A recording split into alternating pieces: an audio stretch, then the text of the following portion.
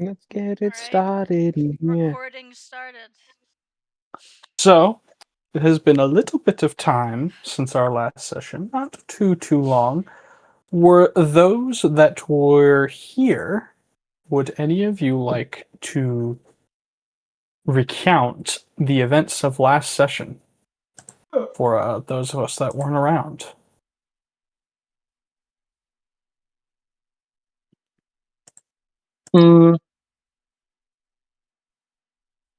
I could. All right. You could, sure, if you want to. Go right ahead, Weylyn. Well, we started last session in the forge. The vault, the quote unquote vault swords.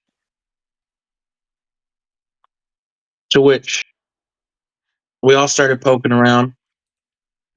But Tensei went back outside, collected Simone. And in doing so, he also collected a rather large fellow named Atlas. And so Tensei went and got them and brought them back into the forge. Everyone was taking a merry gander around. Tensei went upstairs. Etsuko looked at some papers, some weird ingots. Simone went over into a corner. Let's did some looking around, some conversating with some of his fellows that he is now in acquaintance with. Tensei found some things upstairs and he came back down. It's around that time that Mina started talking to something inside a furnace. No, not something in the furnace, just the fire. I was communicating with the fire in the furnace. Yes, but the fire is in the furnace. So. The fire that you and Trevor almost fucking killed. No, we made it brighter. You almost killed it. Christopher, no. But, we went to Simone. Simone was reading some things. I think everyone around him got some pretty interesting vibes that he wasn't giving up. He wasn't being forthcoming with some information he was talking. And it was particular because I found a thing called a sky piercer, along with a sword, an odachi to be specific. We continue looking around. It's around that time that after the conversation with Simone, back to doing what they were doing, Etsuko and Tensei went over, messed with a valve, lit the forge even brighter. Jim and America went upstairs, started looking around. Who's America? Blue bitch. Glad that you asked. One of We'll get to that. We will get to that. Also, side point, did Briannon and Torrin ever meet Simone and Sherry? No. Ooh? No. Okay. That's other information. Yeah. These are new characters. So America, Simone, Sherry are 3 NPCs. America is one of Jim's followers, and Simone and Sherry are usually with Mina. They live in the RV with Mina, Sherry, and Simone live in the RV. You will get have to an know. RV? You will get to know them over time. Not just an RV. Specifically. Oh Jesus, I have to find it. Where's Delaney would have the gay bitches? Arcane wrote a locomotive Simone venture is a and dude, engineering enterprise. And Sherry is a child. Briannon, calm down. Oh, what? A child. Magic RV. That's what it is. That's the best way to describe it. You got a fucking Howl's Moving Castle kind of RV? Yes. Yes, actually. I will. Okay. This is a little off topic from Weylyn's thing, but I will actually show it off. Let me know when I can continue. Okie doke. I just want to show it off a little bit. Sorry, I just want to make sure. Wherever things the are hell I just put it. Clarification. Briannon, you are white. Oh, thank you. I had an introduction I've got to America. privilege, but Yes, actually, a moving castle, kind of. Mm. The RV. Oh. And then I don't want to This- be right. Give me a second. This map sort of like shows its interior and stuff. yeah, and then here are images of Sherry and Simone as well, and America. Anyway, back to snow.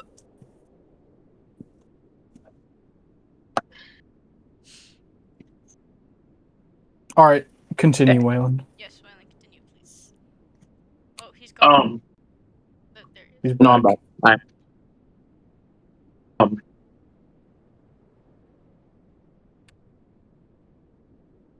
But we all went up. Jim found a gun. An argument ensued. He's got a gun. Kind of skipped past that, and we all went upstairs. And then we started searching. Finding. We already found Guy Piercy and the Nadachi. Hmm. In our search around, we also found a club, a pair of brass knuckles, and something that only Tensei knows about. And it was roughly around there that we left off. Actually, that's where we left that bit. It's because then after that we proceeded to flashback Oh yeah, the flashback. into our conversation about how we were getting to the vault of and why we were going in the first. You guys don't need to know about that part, actually. Was just attended by Mina, Tensei, and Jim. Don't worry about that part. Yes, it was quite interesting.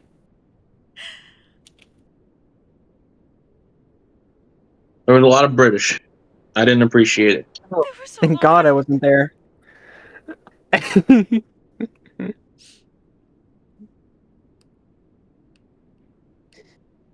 British. What are British? What are British? Great question. Nobody really knows.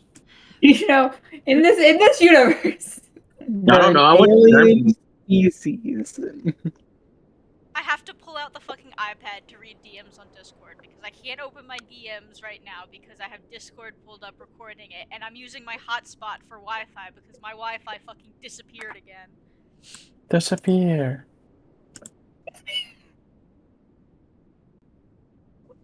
She's gonna kill me. I went to Germany today. That was interesting. But yes, that ends my recap.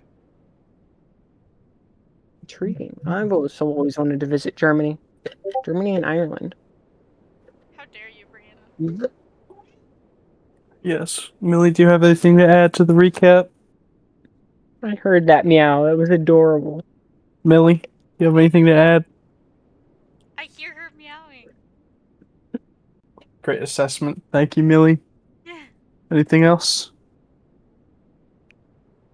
No, that's Millie's part of the recap. This is getting You see, into. she's the true dungeon master. She's puppeting Joseph. Yeah, she comes up with all the ideas, honestly. I just put them in the foundry. I Okay. knew it. Sorry, it looks like he caught me. Let's see. Here, with my notes. Don't have anything for Tensei. Awesome. Okay. Unless anyone else has anything to add I do. to the recap. Hello, Raymond. What do you have to add to the recap?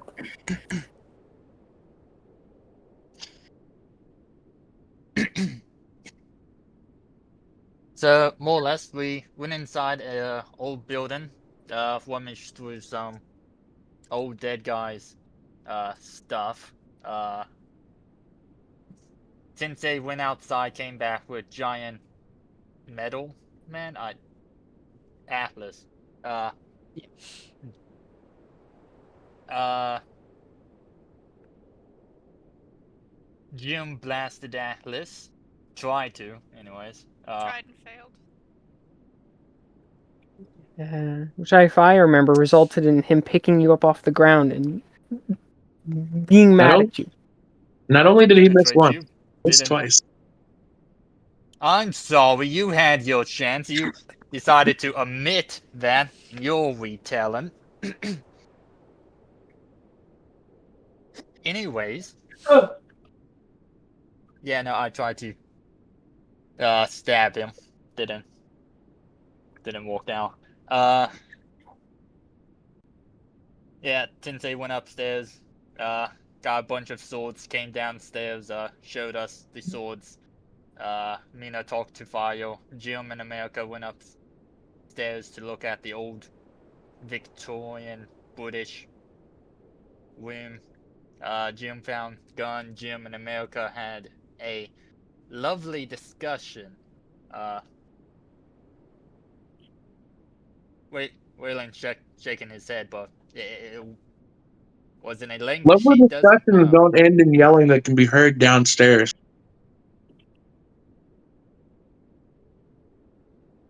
That's how we end a conversation in that language, in that dialect, alright? Anyways, yeah, we decided to put a pin in the conversation, and when everyone came upstairs, and yeah, I think we found more swords in the Vault of Swords. Probably. I don't know, did we? I don't know. No, why? There was like a club and guns and swords and um and it's it's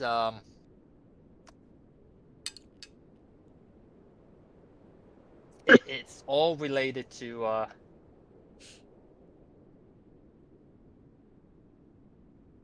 the pointy-eared man in armor. Shimon? Yes, Simone.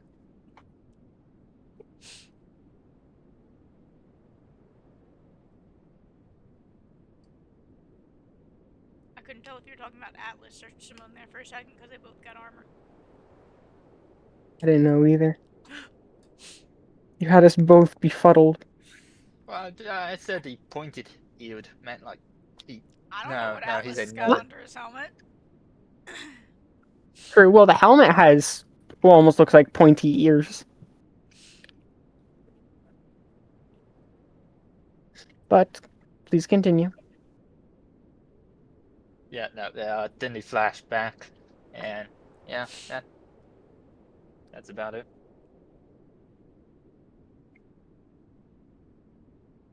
Did we find more swords? You will never know. I'm so confused why the swords matter. Okay. It's called the Vault of Swords. Not the vault So- of swords.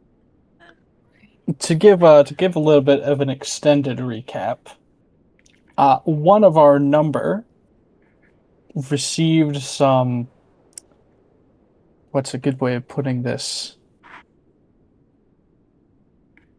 Received some divine inspiration or an omen that a portent, if you prefer, that sort of kicked the party in the direction of going to the Vault of Swords.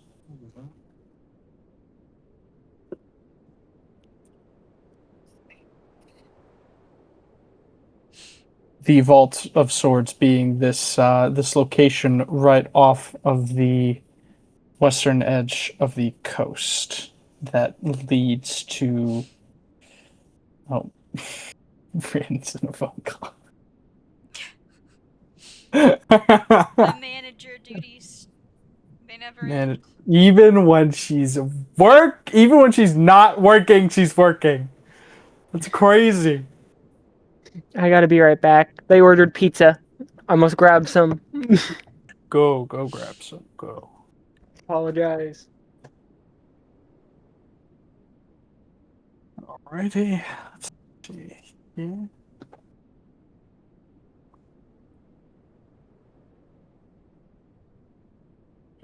I muted myself, but I did not mute you guys. Oh, that's funny. Even when He she's already feels not, bad about calling me. even when she's not working, she's working. Man, forget applying to a job, bro. You need to apply to unemployment. You need to apply for a break at this point. That's what 6 times 4. I can pay time off. I'm just saving it. Fair enough. Right. Anyway, Vault of Swords is basically this hidden location right off of the edge of the Shattered Isles, pretty much. And the island itself was heavily guarded by stone golems, but the party slowly managed to chew through their health and knock those guardians away, and got into the vault and robbed it of most of its goodies. Jim did nothing. Or America. They kind of just sat there and watched. Yes, which was not was not how that should have gone. But anyway, looks like Brandon is back, so we can get into the swing of I'm ready to things. state I have like 5 swords on my hip now. Yes, we are not going to go over the travel back to the 2 settlements. It is assumed that since you guys got there, you can get back somehow. At least everyone that was involved. Not only did we get we're- there, the predicted travel was what, 15 days? We got there in 6. You guys got there in basically less than half the time, thanks to not only not having to rest due to the RV just constantly being able to drive, but also due to the fact that Mina's magic can cut travel down to almost insignificant numbers. The maps help too. Designated druid of the party. Wait. It really is like House of Fur, isn't it?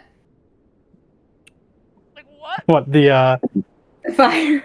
I'm just- well, the fire that Mina spoke to was inside of the Vault of Swords. It was the remaining embers in the heart of the forge. Mina is probably very familiar with the fire in the RV, though. They probably have conversations all the time. Why are you looking at me like that, Delaney? After the way the last conversation went, I don't think I want to talk to fire anymore. I know how What's too the damn bad? wildfire dude character, by the way. You I'm what? still curious what it said to you. I need wildfire druid now. What'd you say, Weylyn? In 5e, I have a wildfire druid now. Oh hell yeah! Wildfire druids are great. Druids are great. I love druids. Wildfire druids are great. Not biased. No bias at all. Not biased at all. Here you go. This is what the wildfire spirit looks like. Our group has serious ADHD. Yes, Okay. yes, they do. But regarding whose scene we are going to handle first, I'm going to try my best to jump between all of you so nobody is sort of left on the sideline for an hour or longer. But there is one person we are going to be taking care of first. That being said, if 15 or so minutes goes by and you're not doing anything, you are free to do something else before I call on you. Let's see. Torin, you go first.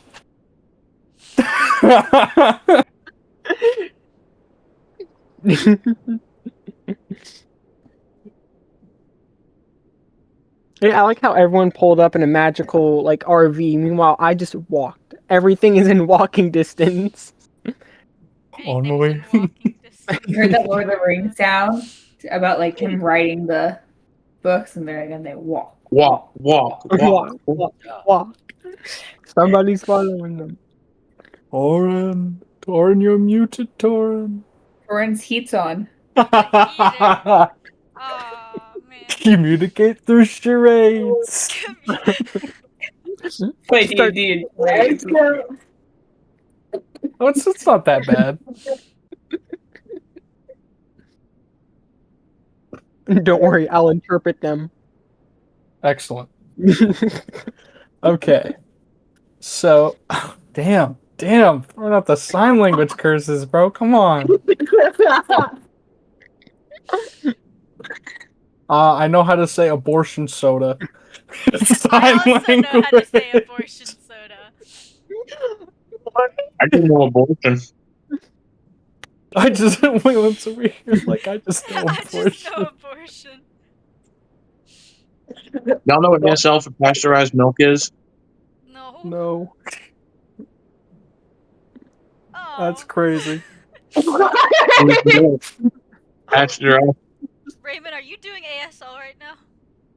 Yes, he is. Though it's kind of dark and I there's can't- strobing lights in the I background. can't tell because Bro, it looks it's like he's in a Europe. He looks like he's in a his European background- nightclub right no, now. his background's blurred, so like it's blurring his hands as well, and then there's the flashing light in the background, so like I can't tell what the fuck's happening on bro's end. He's fucking casting spells over there.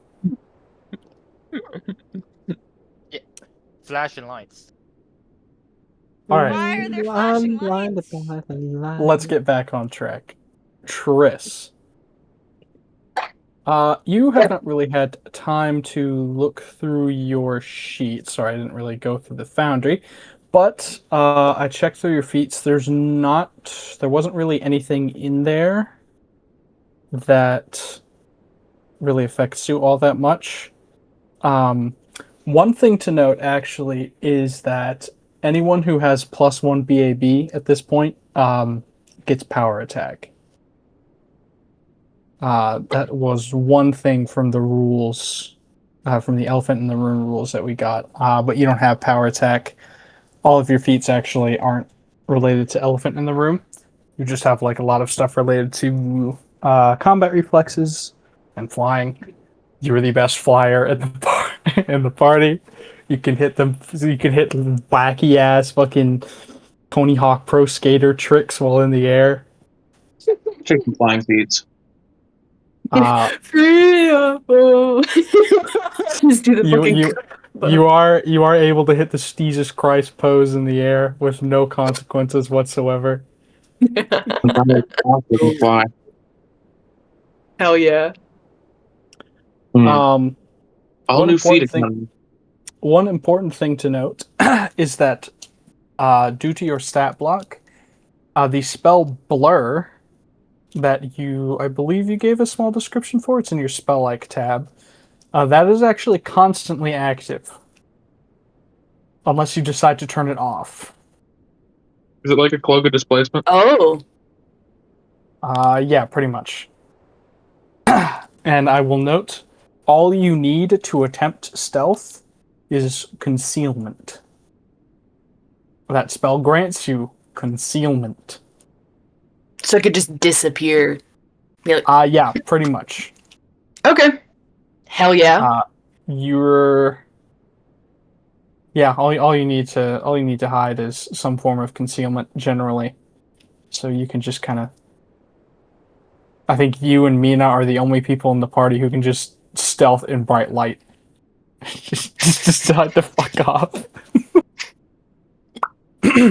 That Okay. being said, Triss, you have been attending to some business that would be quite deleterious to everyone else's health and sanity to describe to them in common terms. But let's describe the kind of things you've been doing in a way that's safe for them to ingest. Mm. You have been engaging in a little bit of espionage and scouting.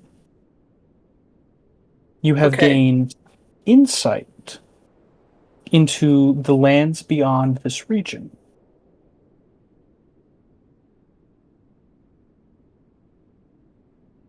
Okay. And you could either achieve this by flight, or you could try out some of your new abilities granted to you by your monstrous form. Oh, like Shadow Walk? Sure. You can do it 3 times per day. Noted. 3 times per day, you can go 50 miles an hour for 6 hours, 300 miles. So you could travel 900 miles in a day using Shadow Walk. Damn. Which, couple that with your overland flight, means that you could actually you could actually get to the other continent if you wanted to.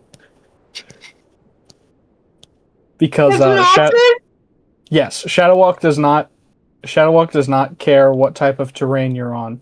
You just walk in a straight line to your destination. So you go through mountains, you walk over oceans.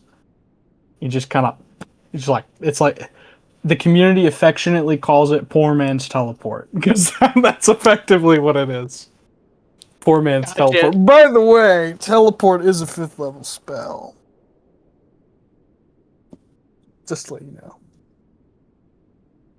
I wonder who has it. Well, you know, there's someone in the party who can cast. I wonder who. Yeah, I don't know. There's actually 2 people in the party who can do it, but I won't go into too much detail on that. That being said, Don't look at me. I swing a sword. Trish, you have been doing some scouting. I will let you pick a direction that you have been putting the most time into, and we will go into some detail on that. So I will bring us back to the Western Shore, this map. And due to the strange nature of how this world works and how it interacts with compasses, this is west and this is east.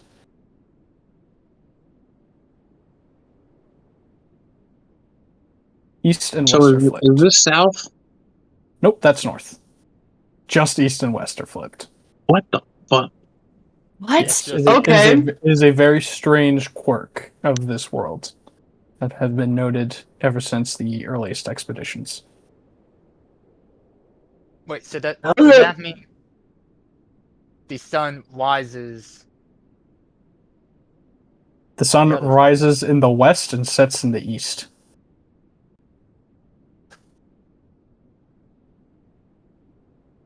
Okay. Interesting. Anyway, Don't I'd like to don't burn your investigate. brain too much on it. It's not that complicated. I want to investigate north. Want to investigate north? Okay. How are you investigating north? By flight or shadow walk? Flight? Right. I would say you would get right about here with your flight. Before going any farther would be untenable, which is to say it would be unsafe. Because the further and further north you get, the worse and worse the storms get. To where it gets to a certain point to where you can't even see 5 feet in front of you. It's that bad. And it's constant and the snow never stops.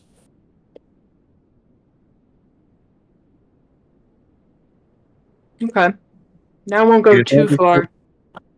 Like You had to piss off whatever that was, didn't you, Tony? Like it would be very similar to how some video games handle out of bounds, where it just makes like further travel into that area like impossible and just eventually like turns you around or something. Oh, gotcha. Okay. Very that's very reminiscent. Like you could keep going north, but you'd freeze to death eventually. Mm. Can I find perhaps a more suitable place for an ambush? A more suitable place for an ambush for what?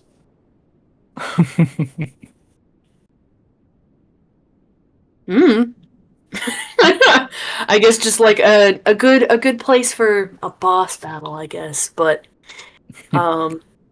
I wouldn't say that would be reasonable. You wouldn't know exactly where it's going to show up, but I can tell you when it's going to show up. okay. You're telling you you're trying to enter the boss arena, but it's actually just a fog wall? Do you want me to tell you out loud, or do you want me to send you a DM? I can be specific if I send you a DM, or I can be vague if I tell you out loud. Be vague. Okay. It is going to show up within the next 3 weeks.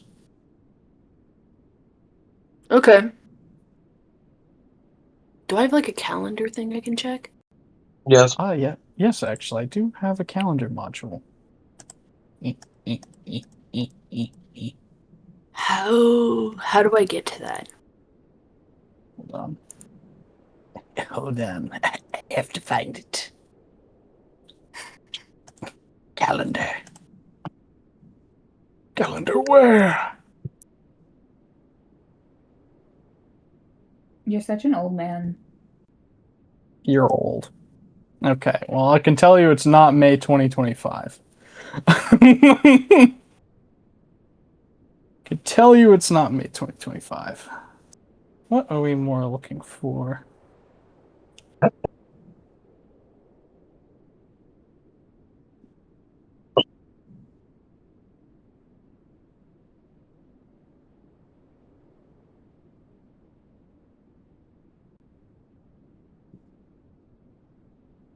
Just in the interest of time, I can go over the exact date and calendar, like where you guys are on this region's calendar, out of session. Okay. That's fair. But I will tell you the season should be fall. But it is dead winter, pretty much. Okay. I'm gonna fly back.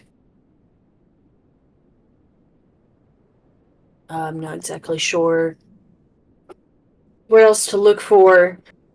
I can't even get past the wall of snow. There's not much I can prepare for. I will say you did go north, but north isn't very far from sort of Tensei Shrine and Jim's domain.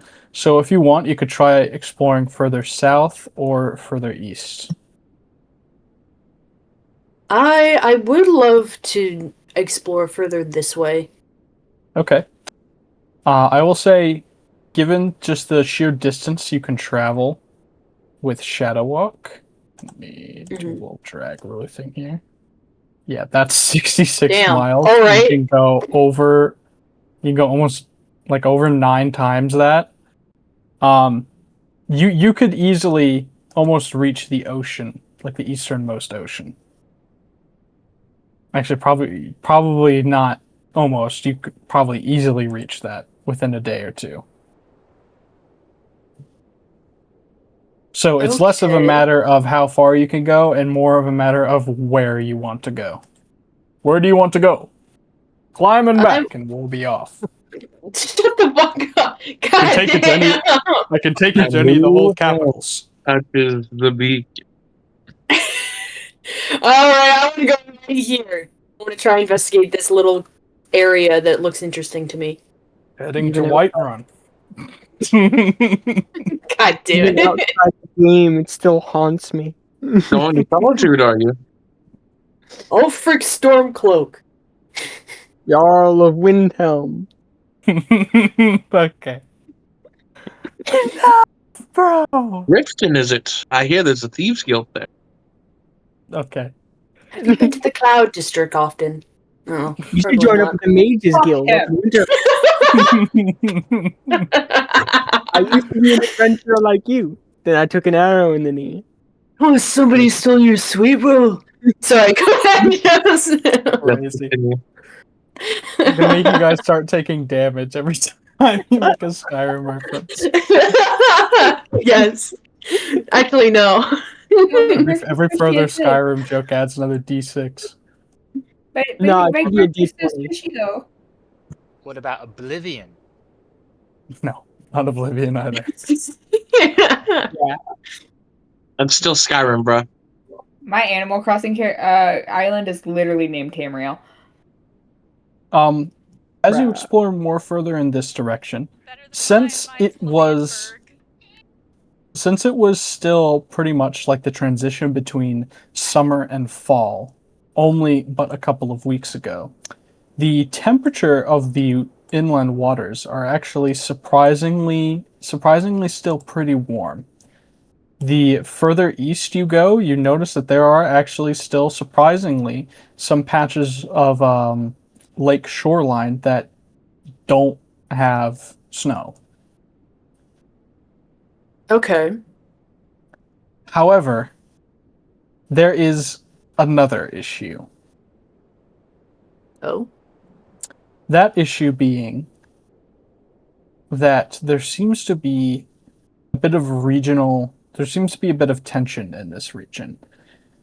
That being when during one of your escapades you tried just moseying on into a town and finding a place where you can stay for the night as a weary traveler, you were not allowed entrance. Which, has happened to you once before, especially considering that you might not exactly dress like the average person around here. So you'd go to another village, and then you'd get denied entry. And then you go to another village, and then you get denied entry. As it seems that a lot of small towns and villages in this region are really harsh and closed off for some reason. And the closer you get to the mountain range, you begin to understand why. As there are an unusual number of travelers on these mountains. All of them prepared in varying amounts, and a great deal of them not seeming to be terribly well suited to traveling in the mountains. Actually, they look like they'd be much better at home in a city. Some of these people are taking their entire lives with them, it looks like, and, well, some of them are only carrying the clothes on their backs. Can I tell where they're traveling from? Or, like, what direction they're trying to leave from? It'll be fairly easy for you to deduce that they are exiting from beyond the mountain, sort of the mountain range here, furthest eastward. They're actually making their way west.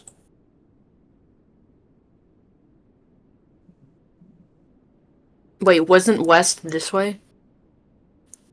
Yes, they are making their way from the east to the okay. west.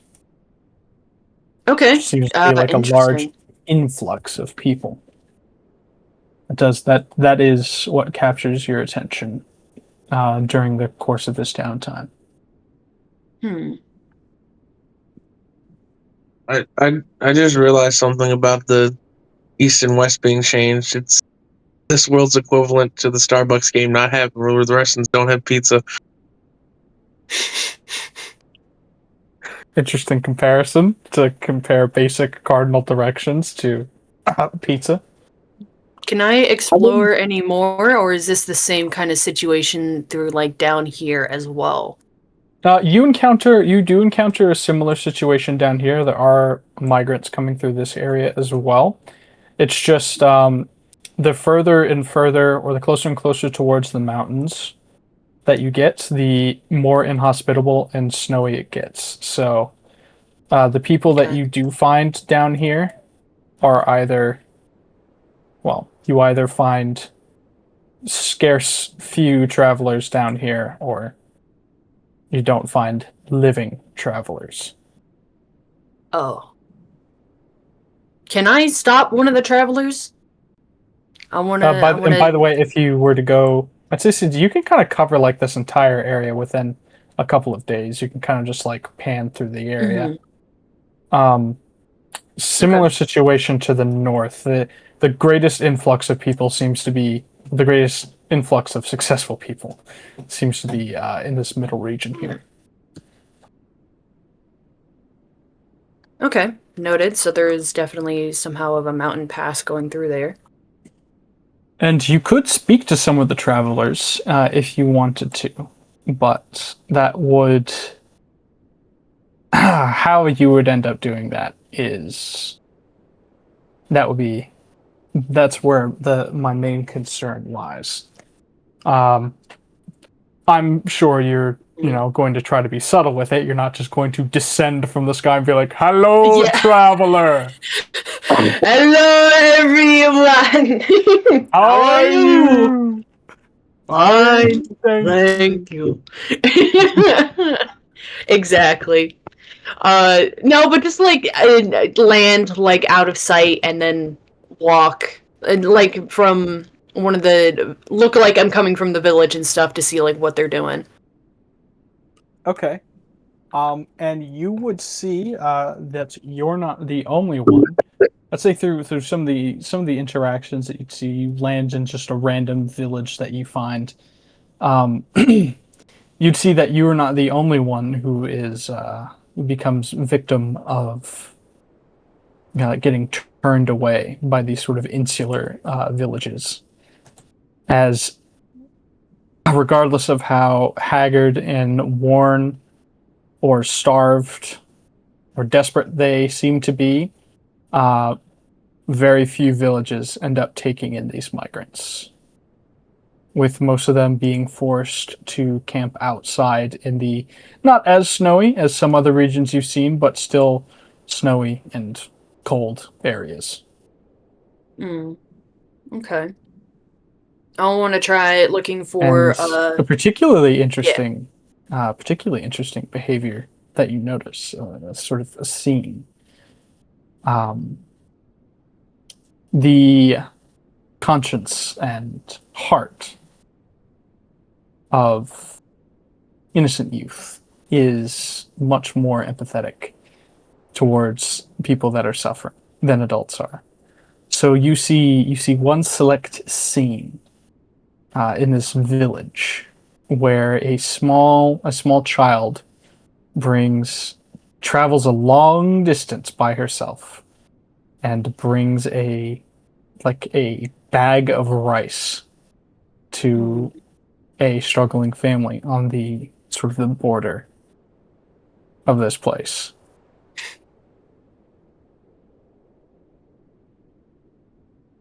And after doing so, she doesn't hand it to the family directly. She sort of leaves it outside of the little encampment they set up, and then she goes back to her village. But you are able to see the strands of fate that tie that child to her destiny. And you're able to see that it's more likely than not, at some point in her future, she is going to get caught sneaking out. And she will never help anyone like that ever again. Not because she's going to be harmed or punished for it, but it's going to be she's going to be conditioned to ostracize these people as soon as the adults find out what she's doing. Gotcha. There seems to be, you kind of notice that there seems to be a pervading sentiment of caring for your own before caring for others. Care for your family first, then care for your village, and then care for nearby villages. Don't provide any support to outsiders. Seems to be the general consensus between all these villages. It's unfortunate. Triss would most likely probably grab the bag from the kid, or since she like dropped them off, and start going to the different camps and houses of other people of the travelers. Just hand some stuff out. Also, rice is like exceedingly cheap. You could just pull it cheap for an adventurer, I should say. You could pull out dozens of bags out of your crazy prepared feature. You could just spawn rice if you wanted to. It's just rice. Sounds like a free market to me.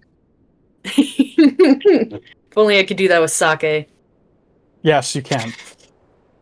Not my side. You could just produce alcohol. Sake!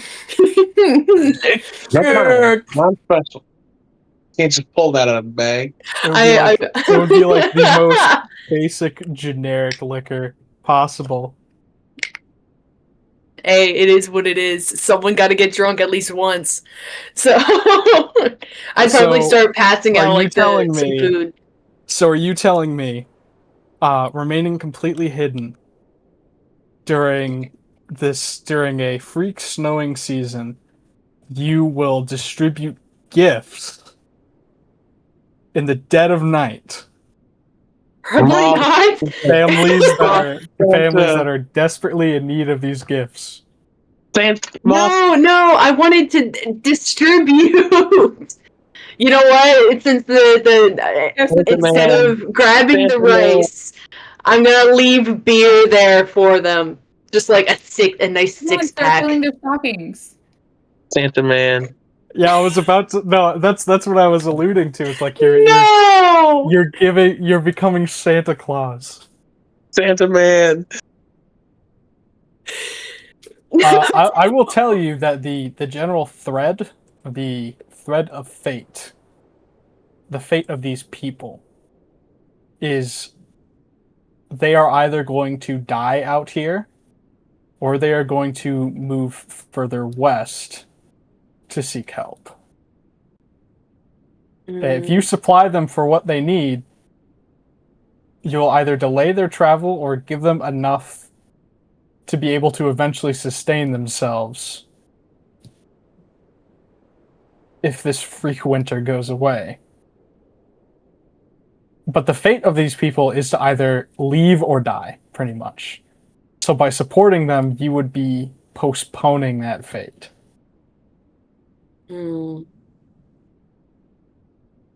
Which isn't to say that you can't, or that you're not allowed to. But it's a consideration.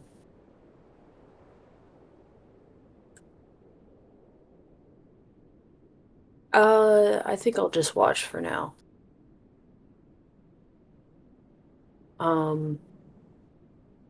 Leave that. I'd still want to leave like at least a beer, a 6-pack of beer.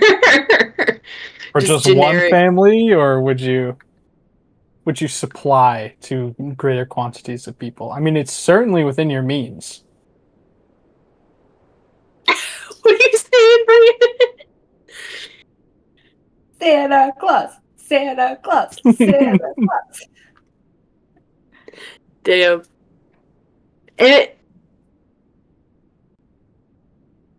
Is it?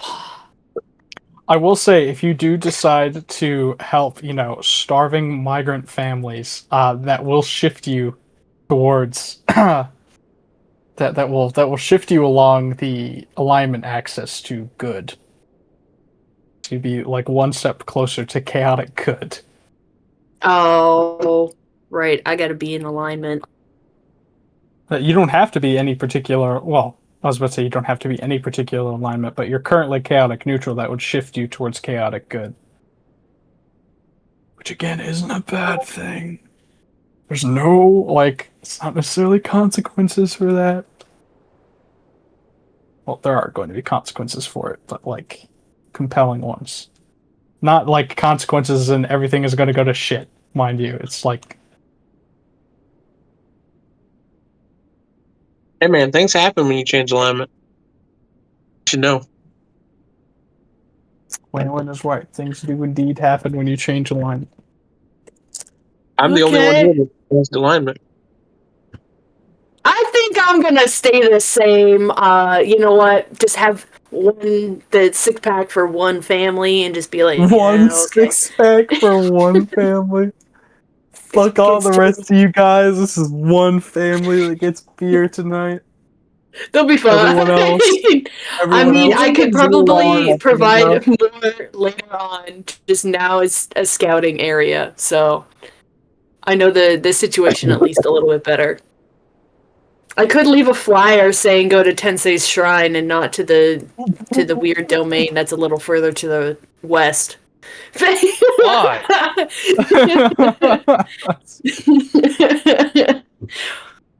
Hey, they're still gonna be close. They're just not gonna be at your place. This situation isn't only affecting Triss. This is for Weylyn and Raymond. For both of you, this is a sneak peek as to what's coming your way, pretty much. So the two of you, while it is not your turn, can actually think about what you might want to do for that, or think about how your characters might respond to that. That being said, while Triss is monitoring the situation to the west, you also want to go here as well? Yeah. I mean, I would say since you mostly explored not the situation to the west, since you mostly explored the situation in the east over here, this would be tending more towards the south, which you can spend more downtime doing, just not this session. that's fair. I was done traveling. But like downtime for some time. in between sessions, we can go down there, but we'll resolve that out of session. Okay. That being said, let's swap our focus to two agents that are in this region. We have an Atlas and a Richard. Fucking Richard. I don't even know her. That doesn't even. Just mute yourself. Love you, Pat. Love you too. My friend Pat, Richard everybody. needs some pretzels. Oh, I Richard will didn't- be right back. All right. You guys need to get something to eat. I don't blame you. So Atlas, will start with you then, since Richard is going out to get pretzels right now. We will start with you. Atlas, your charge, that is to say this Richard person that I'm referring to, your charge is nowhere to be found. You escorted his palanquin, and when you arrived at your given destination, you discovered that he was no longer there. So you basically carried that palanquin for a good distance for pretty much no reason. You don't know when he left, but you know at some point he did. Your job, as far as you're aware, is done. Question mark. You're not really sure. But after doing some wandering and some meandering around, you did manage to find a settlement. And settlements mean booze. Heck yeah. Hold on. And It's been a while since I played, so I gotta pull up the whole rule set that I have for this guy. Okay. And while settlements equal booze, they also equal job opportunities.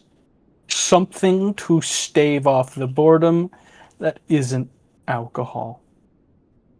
Somehow, most likely due to your rather egregious stature, you managed to get swept up in the resident lord of the settlement's plans to travel to a hidden vault you had absolutely heard nothing about prior to a couple of, basically a couple of hours ago for you. So we're essentially skipping ahead to the post, like you just getting out of the RV and getting back from the Vault of Swords. Okay. So you were essentially just describing the whole last play sesh, essentially. Getting out Pretty of the much. RV after doing that. I was describing everything that led up to you joining the party, to going to the vault. Getting wrapped up in whatever the heck that was. Since Simone was the one who was piloting the RV, he was rather busy working with Mina on navigation. But even though he was busy with that, at some point he did request that you come back to his shop when they got back and set up, so he could help install those impact gauntlets on your chassis, and also give your chassis a bit of a once-over, since he seems to be very knowledgeable about what type of creature you are, which is more so than most can say, as to the vast majority of people that you have met, they have no idea what you are, and to be frank, you're not so sure what you are either.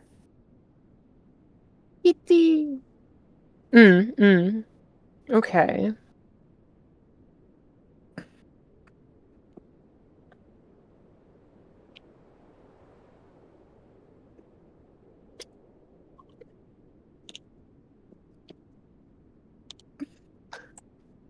Okay. So he would probably do just that. Alrighty. Follow him, at least check to see it. Essentially like a doctor's visit, make sure nothing is damaged from anything that he has done. Impact gauntlets would be a plus, but And we'll just say that you were spending the last couple of days just sort of like either wandering around or getting booze or just finding time to occupy yourself while Simone got set up. And while you're slowly sort of lumbering through the piling snow to the location his shop is set up at, which, since we are on the region map, I can actually highlight that. He is actually set up right about here. Basically right between the border between two pieces of territory, right on a river. Sort of uses that river as a simultaneous place to hang out, and sort of like a cooling, both a cooling system and a sort of wheelhouse / power supply for some of the things in his forge. Okay, where exactly was it again on the map? I'll ping it. It's roughly right here. Right there? On that river that sort of divides these two pieces of territory. Okay. Now, also, quick question: what is this giant flower thing with question marks on the map? Okay, so this giant flower thing, this is roughly where the party is at, pretty much. Oh, fair enough. So this actually does not have to be visible. Nope. There we go. Be gone. Does not have to be visible. No, I was just curious. Alrighty. And it's funny that you mentioned doctor's visits. Occasionally, memories of...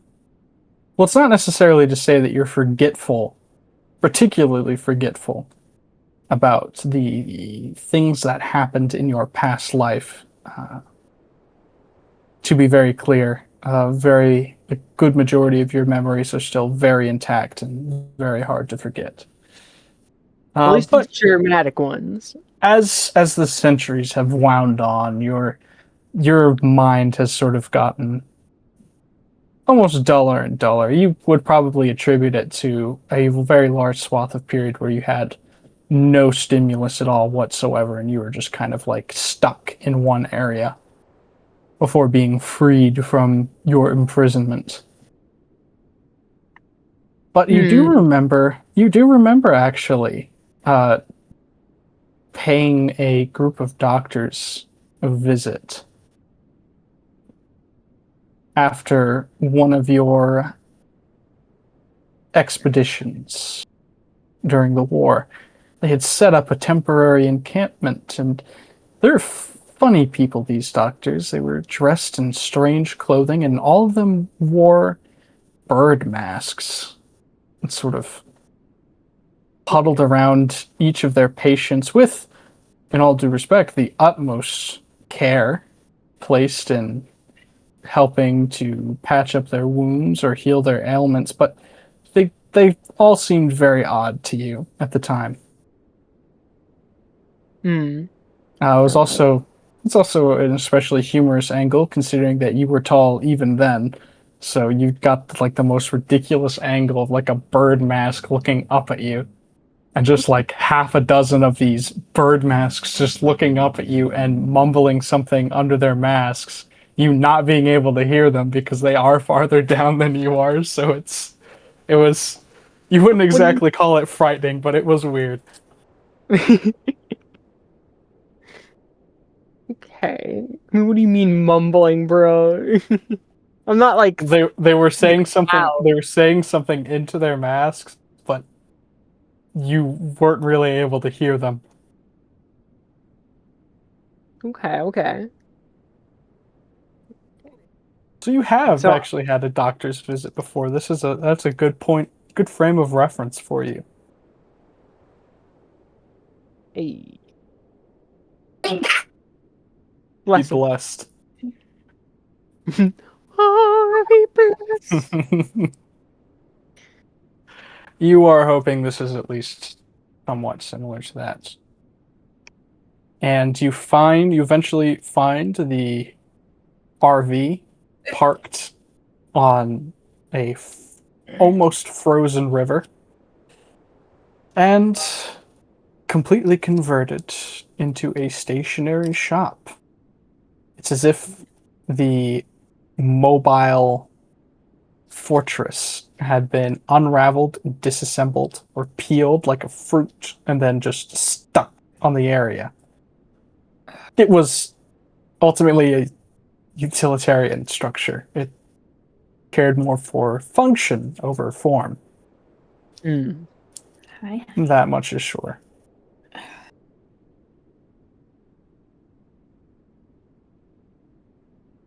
Okay. And you imagine it. you would see the rather stout gnome hanging out and working on an appropriately small anvil. Well, I of course would just walk up to him. I'm pretty sure he'd be able to see or hear me coming. You would definitely be able to hear you coming.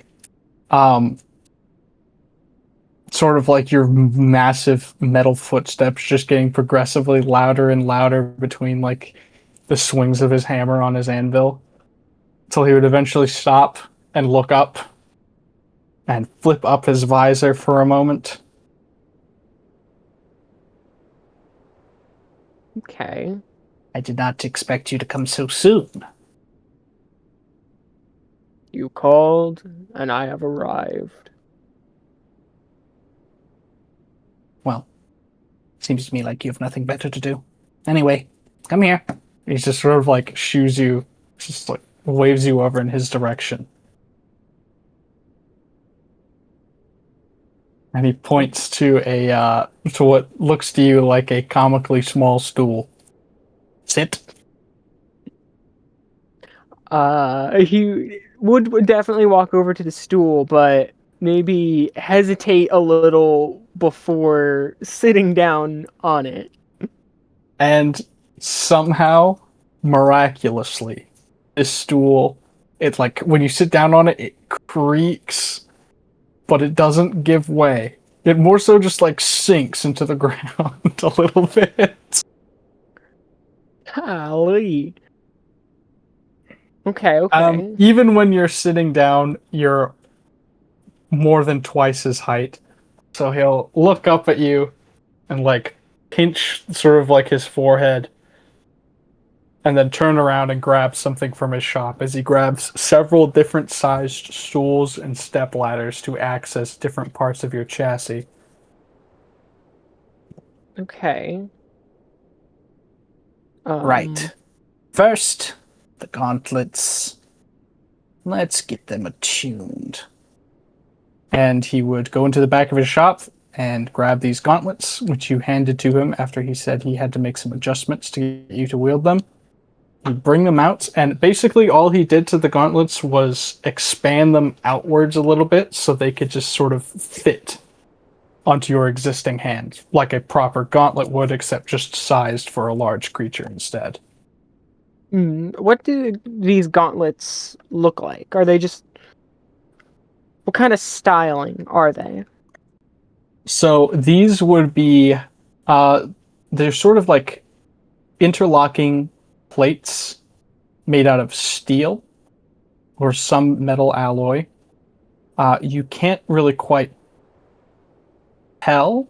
You weren't really given too many details, but Simone would eventually go into detail to describe how the gauntlets are actually made of this substance called adamantine.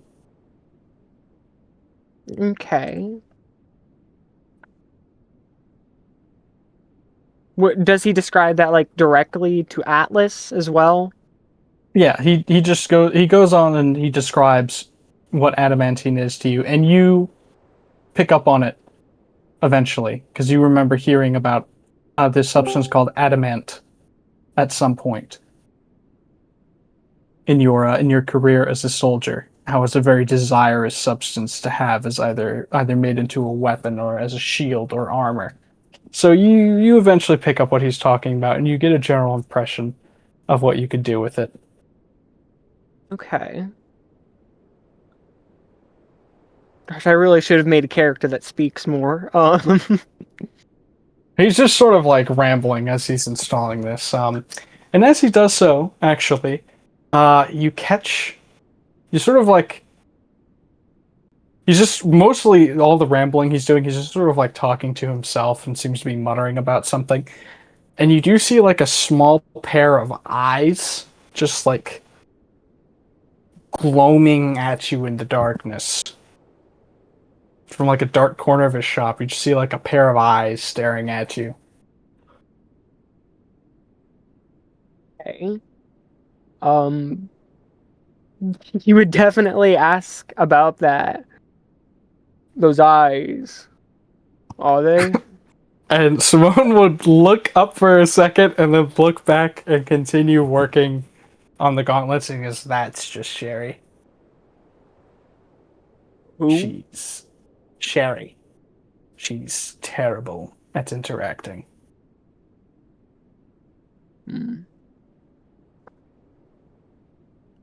That was probably all he would say. Just, just like an of agreement, of understanding, I guess. And actually, we can cut to Mina for a second. Mina, you are hanging out at the RV. It's relatively... Mina, you're hanging out at the RV. It's relatively early in the morning. And you're like seeking Sherry out for some of the her famous mud water. And you walk out into the brutally chilly sort of winter air, and you swear that there has to be maybe a foot or more of snow than there was the day before. The snow just straight up has not stopped. But that's not the main thing that catches your attention when you walk out. The main thing that catches your attention while you're looking for Sherry is the 10-foot tall man sitting in Simone's shop as Simone seems to be installing the gauntlets that you found in the Vault of Swords onto him. You struggle to remember his name for a moment as he didn't really talk all that much, and then it clicks in your head that his name is Atlas. I don't even think Mina and Atlas talked. I think the only like interaction that Mina had with him was it was Simone, Mina, and Etsuko were like leaning around the corner, like stacked on top of each other, watching him try to attack him. You heard his name maybe once or twice. Yeah, no, we did interact whenever we first entered the Vault of Swords, and you were like the first figure that Atlas. Mina walked over 'cause it because of was Simone. Big Mina. Yeah, big Mina. fire Mina. Yeah, Atlas definitely would not recognize you as you are now. He just remembers you in fire elemental form. Yes. And you just sort of walk out to this scene, Mina, where Atlas is sitting on a comically small stool that is like sinking into the ground as his weight is going into it. Simone is just yapping as he's installing these adamantine gauntlets onto him. And you look over to the right and you see Sherry, like, well, not necessarily curled up into a ball, but just like crouched under a shelf in a dark corner of the room, as she tends to do when she's just like hanging out, but doesn't necessarily want to talk to people, but wants to watch them. She's just sort of like hanging out and staring at Atlas.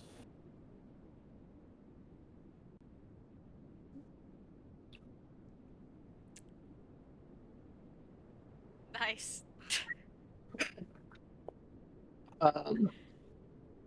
Would Atlas like see Mina's approach as well? You probably have to like look down, but yeah. But yeah.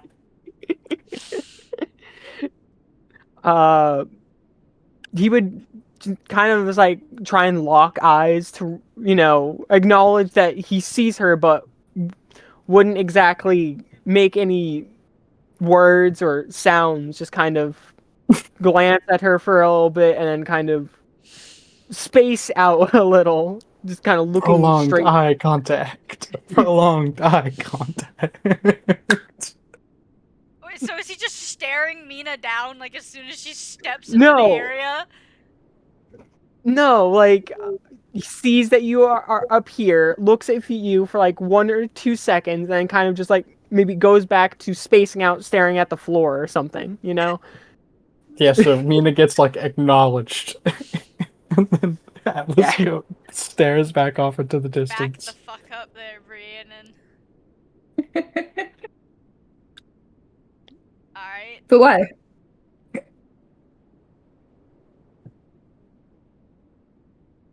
I don't know. Mina's not really too interested in whatever the fuck's happening over there.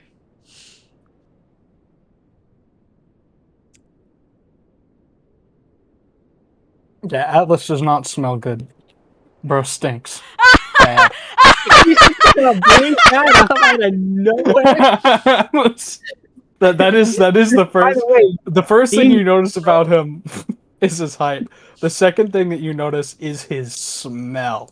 He smells Bro, it's kind of covered in seawater. You did not notice it earlier because you were in fire elemental form and your senses weren't as specific. But now that you're back in your catfolk form, bro smells awful. Awesome. Yeah, Mina's not touching that with a 10-foot pole, so I don't know. I was not aware of the stink my character emits. Well, you're a corpse in armor, so Mina's fair. Known for a dip in seawater, mind you. What? Lovely, yummy seawater. Bro's rusty too. Yeah. Maybe a little, yeah.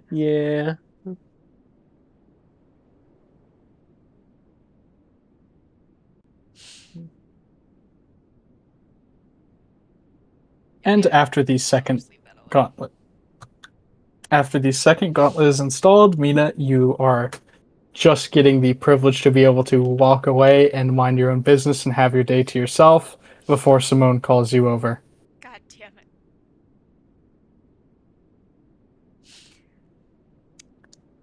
Simone will call you over. My apologies, Mina, but we need a spellcaster for this. Okay. She'll say it like really like strained because she's kind of low-key trying to hold her breath. Not only are these gauntlets made of adamantine, but, and he'll sort of like trace his finger along the sides of the gauntlets, these runes and sigils here are not there purely for decorative purposes. They serve a function.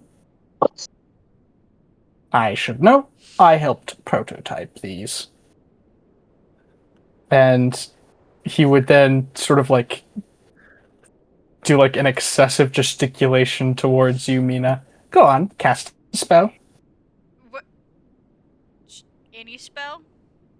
Cast a spell on the gauntlets, preferably.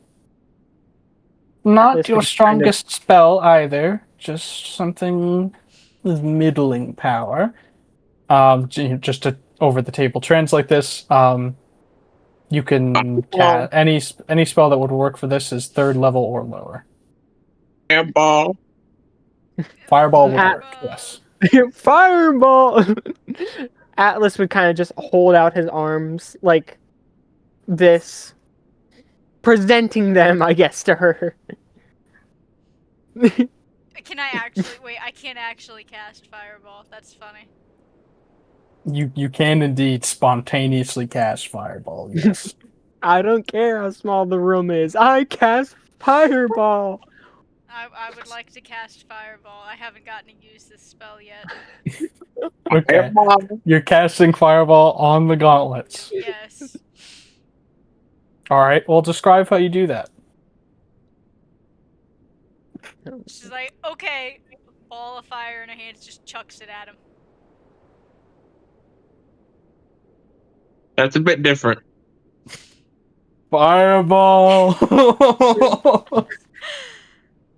Let me show you my strongest Get spell. it out. Why? Yeah. I don't want to stay here. She doesn't have to roll for that or anything? Or is that only Nope. for like in combat? So Generally- we're going to handle it like this. The sort of ball of fire that you conjure in your hands, Mina, you flick it out towards the gauntlets, and Simone almost like panics for a moment because you do it wrong. But the spell, He said cast the ball a of spell! he did not specify how you should have casted it, and he thought you just knew how to cast it, like without potentially blowing all of you up. But it seems that even then, since you had the intention to cast Fireball on the gauntlets, the ball of fire, as it travels through the air, sort of gets broken up into almost like, it seems like the fireball is being drained by like these tendrils or wisps of flame that then imbue themselves into the gauntlets as the runes etched along the surfaces glow in a spiral. My Fireball. And given that these are spell-storing gauntlets, Atlas, you now have Fireball stored in these gauntlets. You stole my Fireball! Oh no! Stored, might I don't know note, how to cast spells, but I know how to throw flaming hands. might I note, the spell-storing function, the spell does not go away until it is cast. You can keep that Fireball for the rest of the campaign if you never use it. Nah, only if we don't encounter any combat. I'd like to formally apologize for gifting Atlas the ability to use Fireball at will. How the So, spell-storing thank you. function works is when you hit a creature with a spell-storing weapon, you can choose to cast the spell stored in it as a free action. So you can punch someone and then detonate a fireball in their face immediately after. Don't I also have another kind of fire punch attack? Couldn't I Yes. Yes, they stack. that? Yes, they stack. Brandon, we could prepare so Oh, many no. fucking combat combos with that. Mina could just put spells in your gauntlet in preparation for battle. Cheetah Sprint would also work, mind you. You could make You you could make the fridge go 80 miles an hour. Hold on, this is Big armor important. dude with cheetah Yes. sprint. Bro could punch someone so hard they turn into a cloud of smoke. For smoke. Yeah, we're gonna be talking all this cool combat shit that I can do. We're gonna get into combat, and I'm gonna roll all like 1s or 5s. That's usually Well, the how thing it is, goes, yeah. the melee attack doesn't have to hit. You could miss and still detonate a fireball out of your palm if you wanted to. And It's I'd like oh, to I say, miss, you say.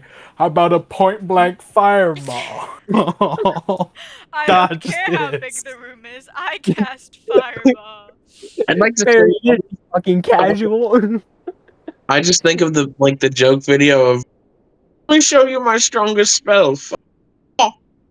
And it's just a Good dude morning. drinking tiny bottles of Fireball. All I can imagine is Atlas's big ass with tiny little shot Fireball. I cast alcoholism. Hello, Vinny. Vinny! Hello. Vinny! Welcome. Welcome to the underground. It's crazy. Not that reference. No, please. A Build-A-Bear workshop worker recognized underswap sands on my backpack today. No. God. Wait, what did you get at I'm so Build-A-Bear? sorry. I didn't get anything at Build-A-Bear. Soren got something at Build-A-Bear. What did Soren get at Build-A-Bear? Choco Cat. Last time I went to Build-A-Bear, I got a Christmas-themed axolotl. I remember Ugly that ass axolotl. motherfucker. Ugly ass motherfucker. Oh, I love him. He's great. Fuck you, Joseph. Nah, he's hideous. Wait, I have him next to So me because I haven't I made my remember bed. texting my boyfriend that I wanted one. And then we never got to That go. reminds me, I don't think I ever showed you. My stepdad got it for me as a Christmas present. I too have axolotl. Mm. Yay! I have mini You die. axolotls. I also have...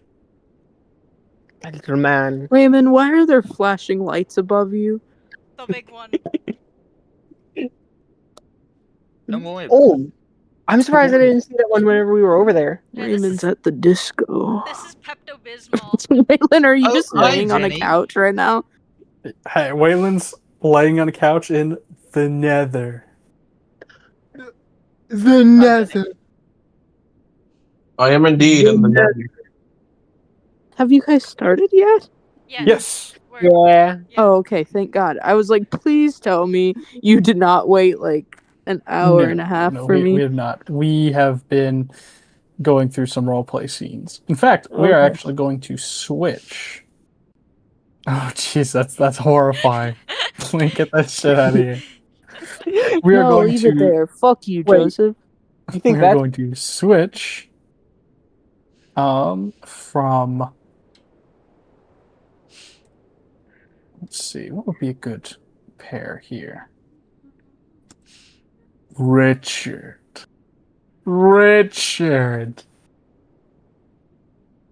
Get him out! I did see. I Deep don't have breath. my laptop set up right now. I'm currently laying on my bed. That's fine. You just Okay. chill out, dog. I am doing so. Athamir will sound muffled. Awesome. You know what? It fits. She got no mouth. No mouth, and yet I must Got read. I have no mouth, but I No must scream. mouth, and yet I must solve puzzle.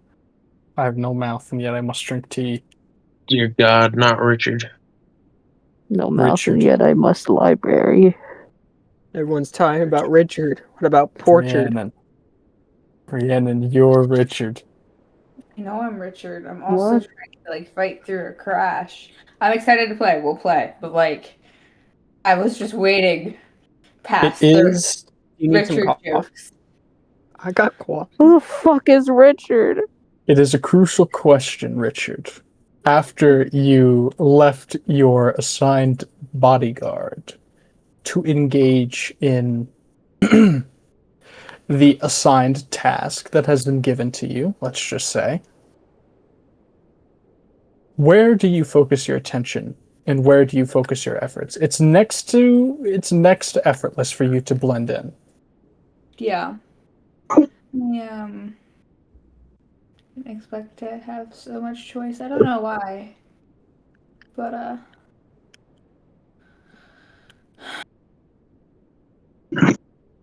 okay. I had to review what my mission was. But I have notes, so don't worry about it. Okay.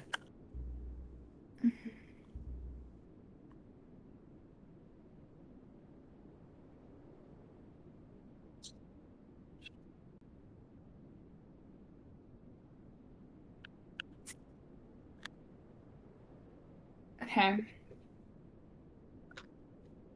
My mission is still the same, right? Yes. Okay. You're the last one. Complete the mission. I think another good question is, do you change your appearance or do you stay the same?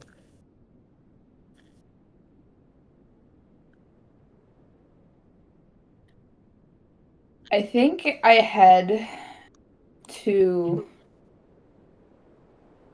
So I think I changed my appearance to blend in to wherever I'm going. So I think I want to get more information on Jim. Alrighty, So do I know where he was The last? Jim Pickens. that's fair. How are you going to be obtaining this information? You're just going to sort of like go into his settlement and I want start. to go into a settlement and kind of like freelance and then just like listen. Okay. That is actually something we can work with because that would actually be under diplomacy. Doing diplomacy check. Yes, this would be under diplomacy, gathering information.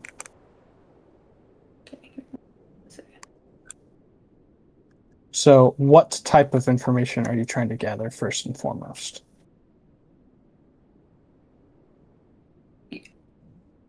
The way I want to just say everything.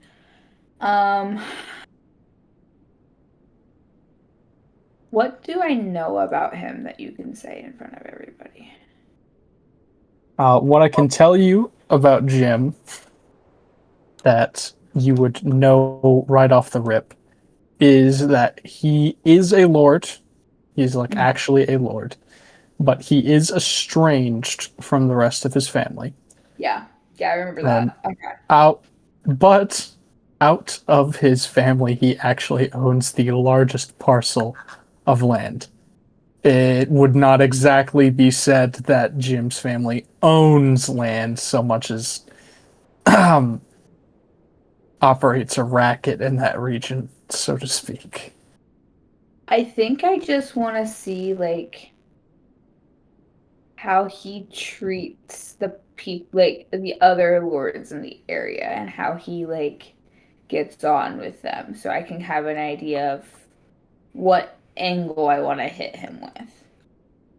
Well, the other lords that are in charge of this particular region are off in very distant areas. You wouldn't necessarily be able to ascertain his relationship with other lords unless you were to probably physically go through his communications with them.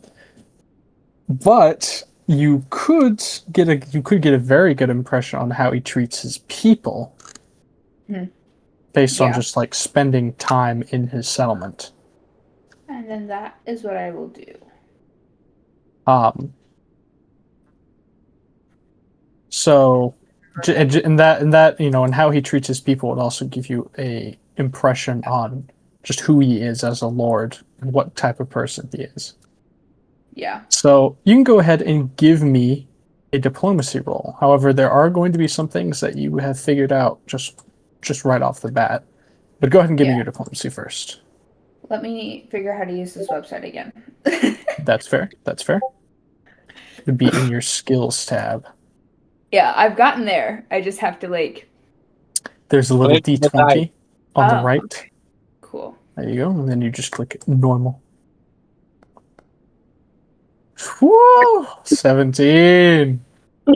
For a total of 27. Not bad. All right. Canvassing people at local taverns, markets, gathering places. And one thing I can tell you, independent of this 27 that you got, was that Jim's settlement, Jim's people, are, despite the very dangerous and gloomy weather that has a death grip on the region, they are incredibly prosperous. It seems like it's almost like there's some type of celebration almost, or like a festival going on currently when you're visiting. It's like it is incredibly prosperous. There's a great deal of trade going on. There's vendors from inside his settlement, vendors from outside his settlement that have found refuge within his area. So he seems to be, interestingly, very open to the concept of having outsiders in his territory, which is practically unheard of. Yeah. Merchants are tolerated only as long as their goods prove to be useful, pretty much. Okay. Merchants are actually considered a lower class citizen by most standards. There's a reason why they don't stick around in one place and they travel around so much. But Jim seems to have a surplus of merchants, surplus of trade, surplus of food. The area is warm, and there's not so much snow on the ground. There's plenty of foot traffic. His area seems to be almost possessed by mirth and laughter. It's kind of bewildering, actually. Can I? One second. But that's just what you notice on the surface. With a 27, there are some other things that you will pick up on.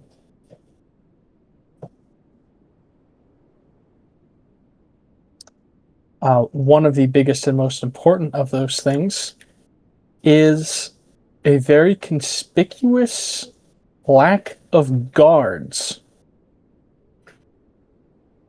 at first glance. It doesn't seem like he has much in the way of guards, per se. But the longer you spend sort of gathering information, sort of skimming around, interacting with people, you can eventually tell that the quote-unquote guardsmen that he has don't quite look like official guards. They aren't really equipped with armor. That is to say, their equipment is piecemeal, and they all look very rough. And most of the people in the village avoid talking to them if they can help it. They really almost look more like bandits than they do guards. Or like common mercenaries. 1 second. Ah, yes. Sorry. Even when she's off work, she works.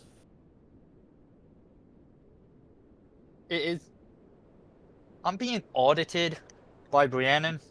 Yes. Yes. Oh, And so far the IRS audit's is on your ass. So far the audit's going great, actually. I thought they were supposed to give us a 24-hour notice. Nope. You have You're been given a under notice. notice. When? By who? Well, The missive it lost from the in the mail? Madame. By your mom. The missive from the Madame was your notice. I thought that was Purple Lady. Purple lady. D- Oh, the different. Why, Penny? Why? Oh, you're Purple bad. lady. Right, Triss has not met Athemir. Oh, what a fascinating conversation that's going to be. Ow. Actually, while Briannon is having this call, LOL. we will hot swap over to Athemir. Ugh. Athemir, you're back from the Vault of Swords. Jim, Oh, would you shit. have let Athemir hang around your estate, or... I thought Athemir went with us. Yeah. Correct. To the vault. Ah. But when you guys get Yeah. back from the vault, do you let Athemir just hang out, or... I mean, Athemir is here on business, so. What? See a million alternate realities where I make out with Jim. That's No. crazy. I hope I don't I get turned time. you guys down this time because I I need didn't to trust you guys. Start rolling, buddy. Roll that d4. All right, what's going on? I'm sorry. I'm so sorry. That is a good point, Raymond. If you want, you can roll your shuffling focus. Shuffling. It's gonna be time. Let's hope not. For Raymond's sake, let's hope not. I like when time's around. It gives interesting perspective. Well, Well, yeah, is that but what Yeah. you would call the conversation last Interesting. session? I love the Minus time what you, one. minus what you did to Delaney. Everything else is interesting. Still confused. not with Athemir. That's I was on the phone for not even No. 2 minutes. shuffling. We did think that your phone call was going to be... sorry, I thought your phone call was going to be a little longer. We quickly hot swapped over to Athemir to see what Athemir's doing. Which we will get back to you momentarily, because I don't have much planned for Athemir. That much, anyway. More Well, consequential things, though. No. How do I roll it again? You go in the chart, It's or 8:57. the rollable tables section, and click shuffling focus, and then roll.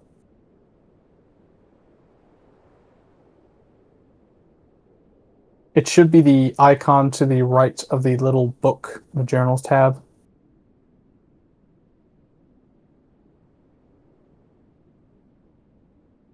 Oh.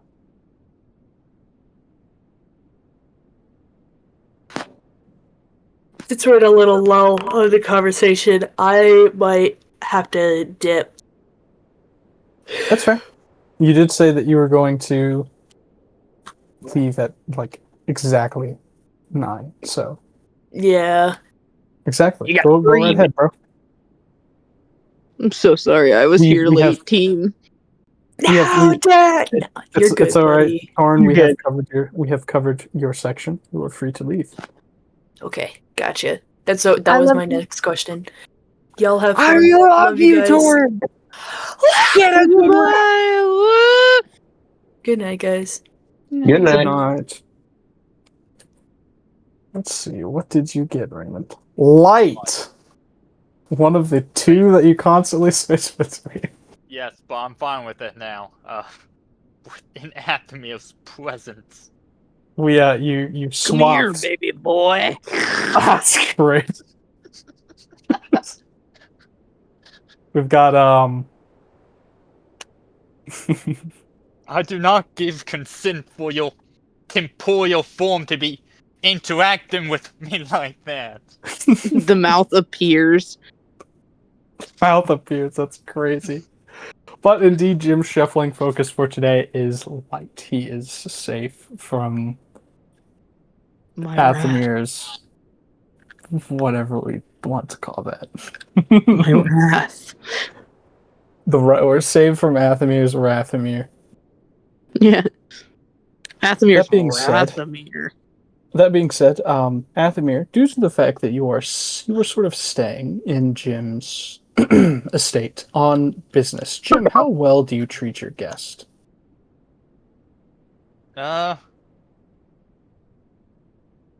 What amenities do you avail to her?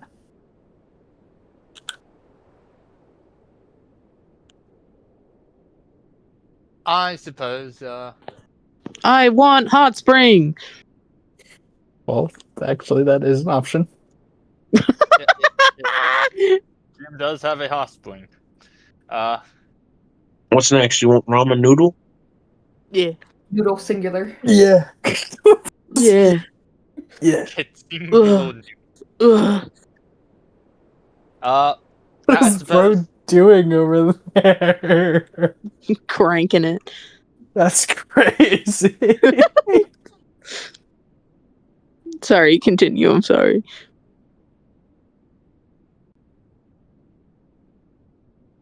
I Anyway. suppose I'll give at the meal.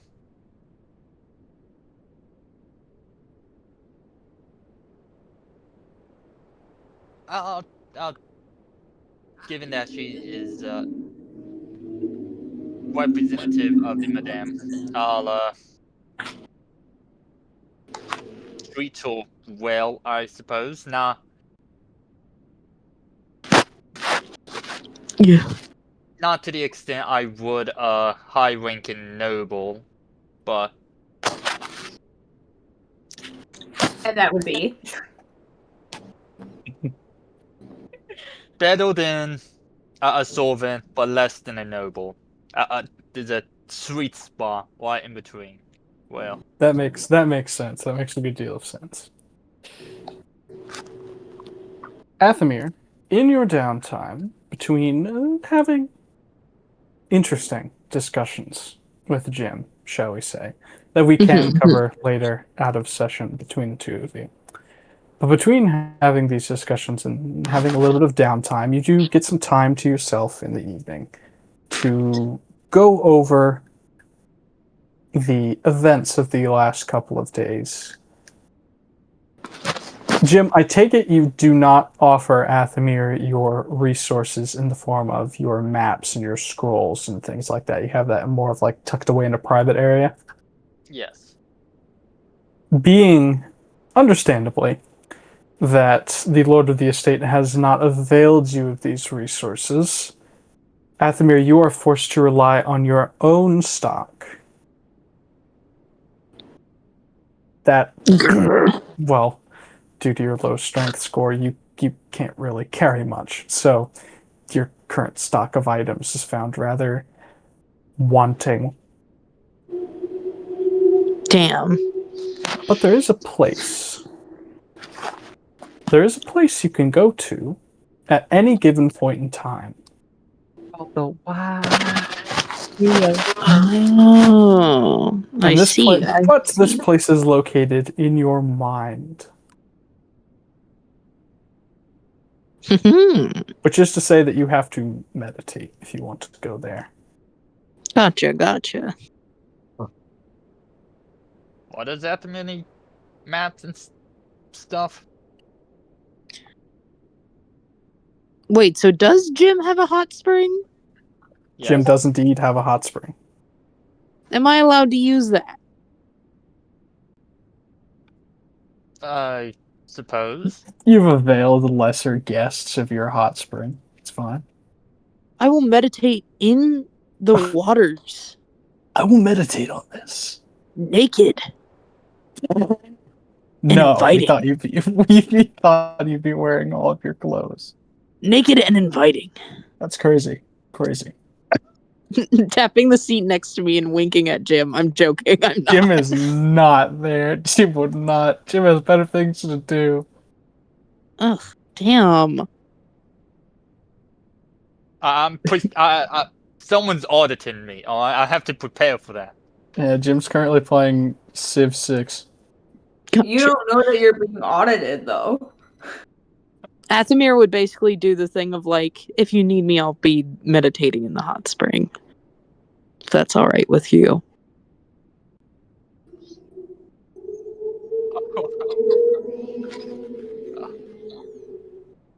Oh, Very well. oh wait, is this map broken? Oh God, It how long looks has like it. How long has it been? Oh, I mean, we definitely haven't used it since the last one. let's see. Mm. What were Last version of Foundry. wait. Perhaps lighting. Entire scene. Yes, I think this map is unusable.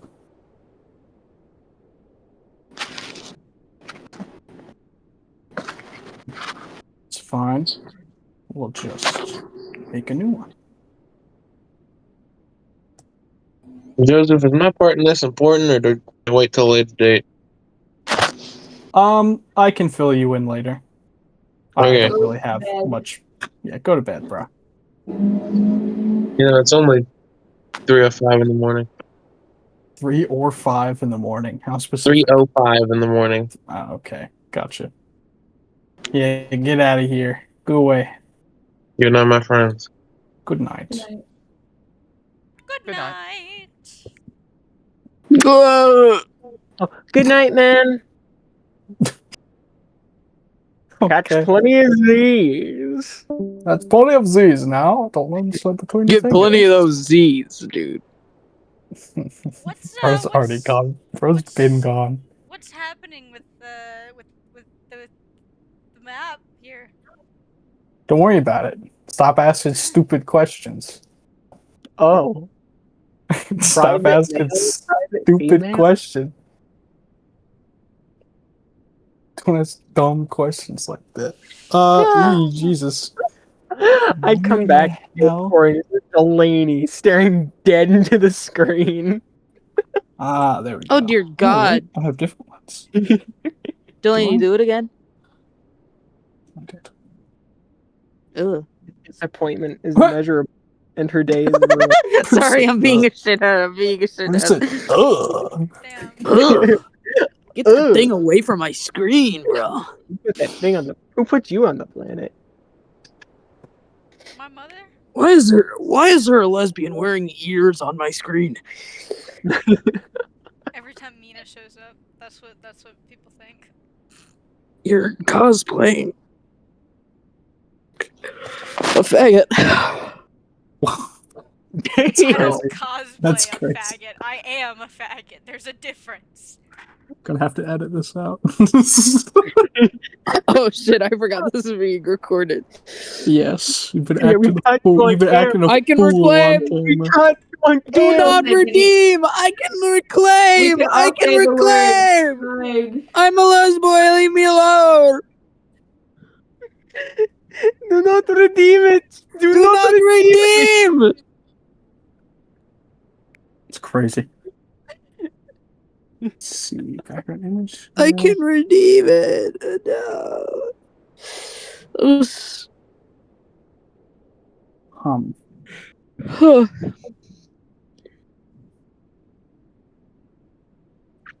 Athmir is naked in the hot springs. So you remember That's the nice. photo I showed you? Thank you Joseph? for letting me know.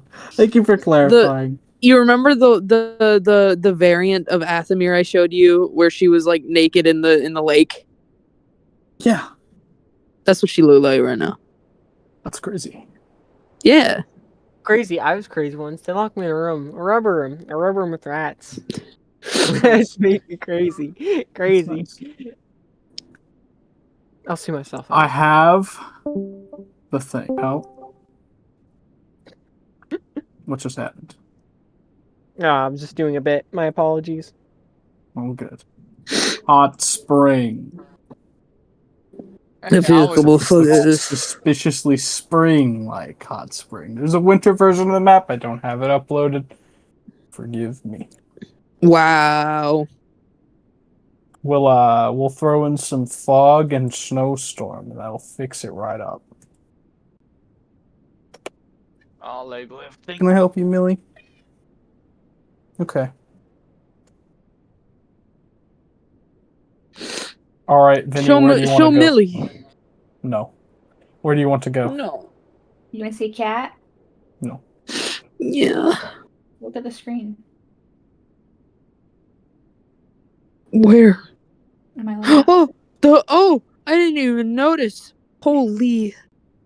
Hello, little shit. They are Look so at those small. beautiful eyes. Hello, Millie.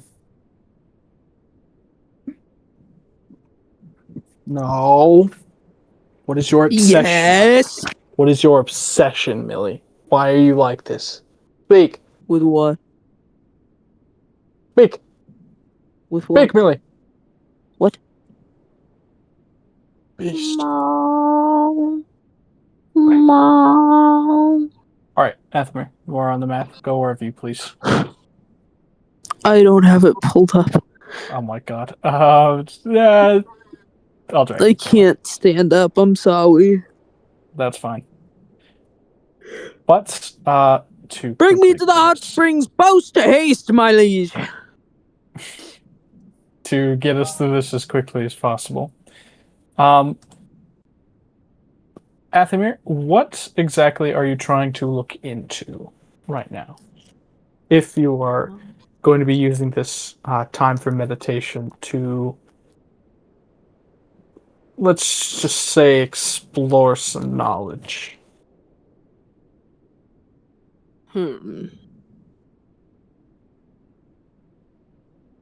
The two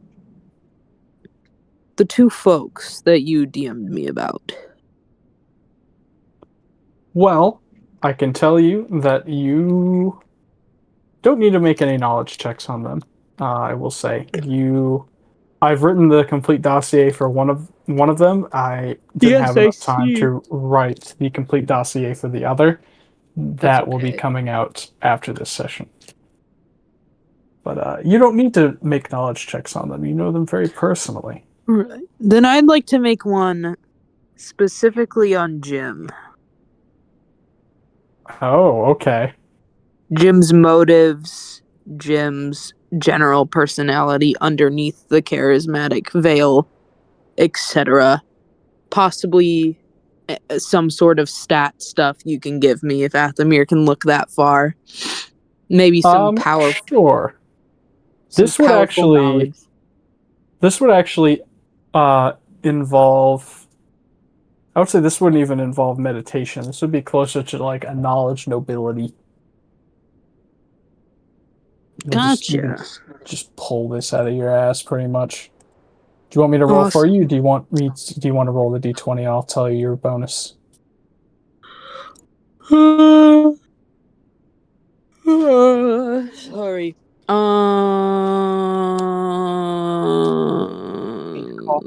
got coffee. I'm thinking. Coffee. You do it. Okie doke.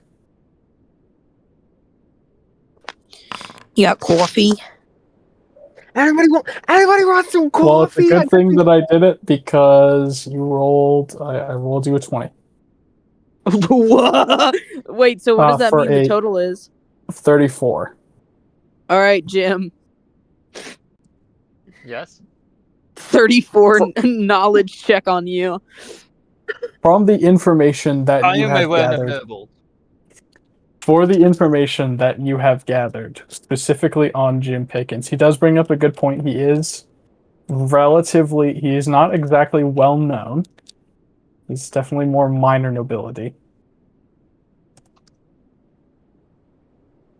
See if I can actually pull up the entry on knowledge here. Okay.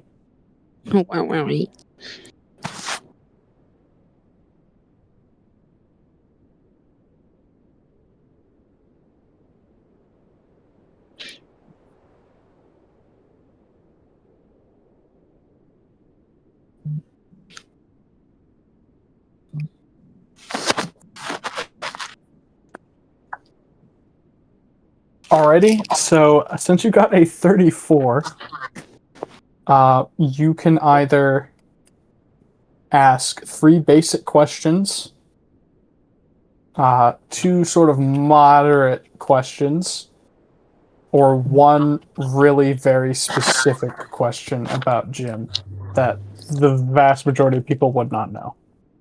What does this specific question entail, like example wise? You can ask me one very specific question about Jim.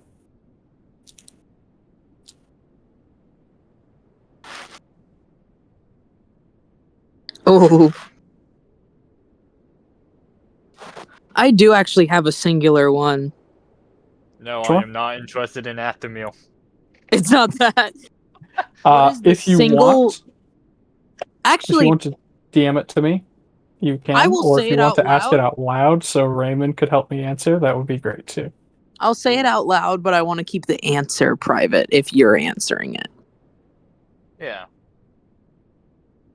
What is the single biggest thing I could hold over Jim's head?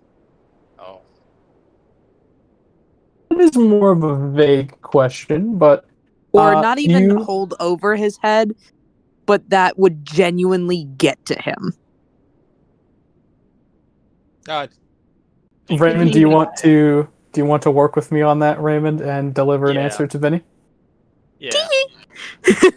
All right. So we won't tell you the answer right now, but we will come up with something to give to you post session. I have a little plan in my head. Remember? Interesting. No. No. Remember? No, go on. No. Well, Remember what? remember, Jim has caused a nuclear explosion before on a whim. That is mind you. true, actually. No one's saying that you're gonna know I know this about you. No one's saying I'm gonna use it against you. I just need to know. What He time knows period is you this know holding you. in again? He knows you know Uh, you know. Feudal Japan. I gotta report back. Feudal Japan. I swear, if Jim Pickens is the reason that the Shattered Isles are the Shattered Isles, I'm about to shatter his aisle. No comments. Whoa! No. Whoa! Lord! That I have one that's- husband. Deal with it. All right. that's That's too saucy for live TV. Damn. No one's saying I'm gonna use all this against you, by the way, Raymond. I know, It's just a precautionary to report back. Oh. I'm still being audited by everyone. Yeah, That's you're the being most audited by interesting man me in the now. world. might be everyone, might be the same person. Who knows? Well, you need to know Everyone my wants a piece of the pickings. Oh, whoa! Okay, Pickens, you can come willingly or you can come choicefully. It's your choice. That being said, let's hot swap back to Richard. Actually, no, because I changed shape. Remember? Oh yes, what is your new So you identity? willingly chose to look like that. That's a question. Yes.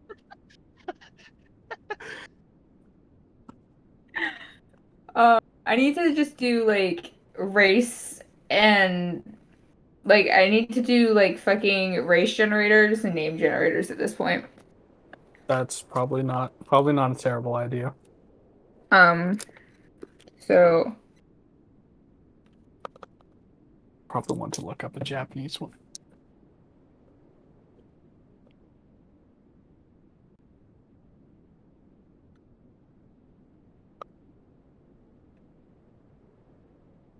That being said, we will sort of return back to your look on the situation, Richard, or whatever your fucking name is.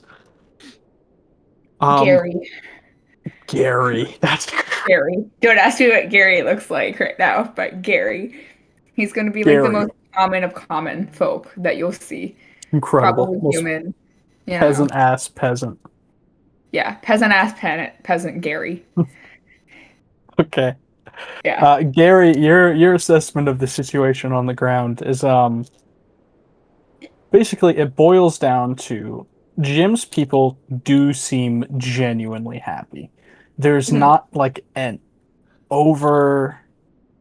You've been in settlements and you've seen groups where they look happy on the outside, but upon closer inspection, they're being like oppressed by a tyrant. Yeah. That is clearly not what is going on with Jim's settlement. Okay. Despite that, Jim does seem to employ some really rough people. Like, you could not tell them apart from the common brigand or bandit at a glance. Mhm. So you wonder how much money Jim must have to just be able to pay off the local bandits to work for him, but it seems to be working in his favor.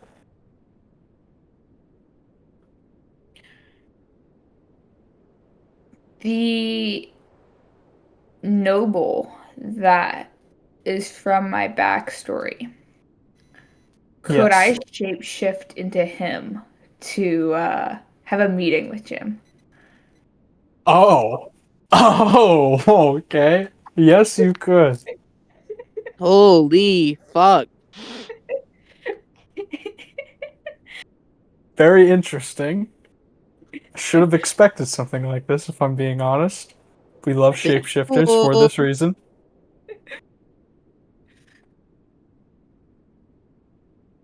Let's see.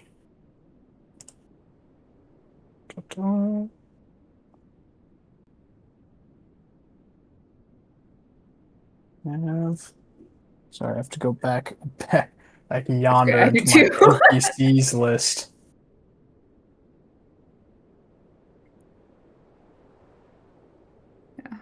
Lord Yes, Hoshino. yes, Lord Hoshino. His full name is Satomi Hoshino.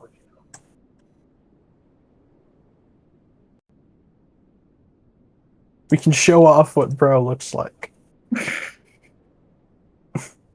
This is bro. This is who you transform into. Your hairline recedes.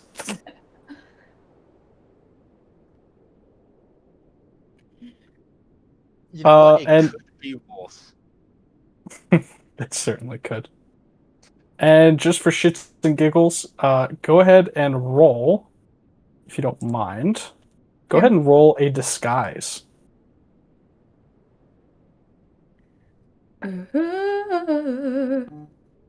Yeah, this would mostly be for shits and giggles. I'm not going to lie. Gary. Gary. Yeah, no one's seeing through that. It's a 33. Most people probably don't even know who this guy is. They're not going to be able to tell that you're not him. You have to change your portrait. Your name is still Gary.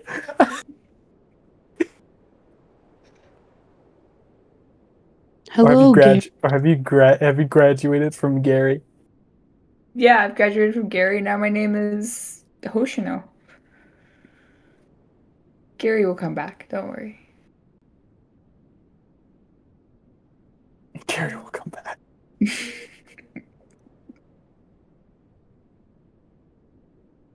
I want Gary to be my cabbage man. My cabbages. Oh yeah. Oh yeah. It's Gary. All right. So, Lord Hoshino, you are you're rather fancily dressed. You're dressed in rather fine clothing for someone who's just wandered into town.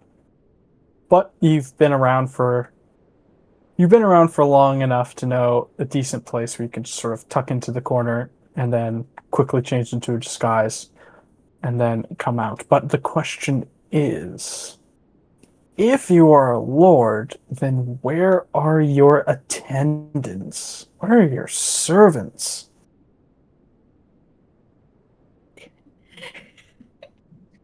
I've come to the winter got to them. And I managed to Winter got to them. They Yep. died and you walked here on foot. You just walked here. I changed my disguise a little bit to look rustled up.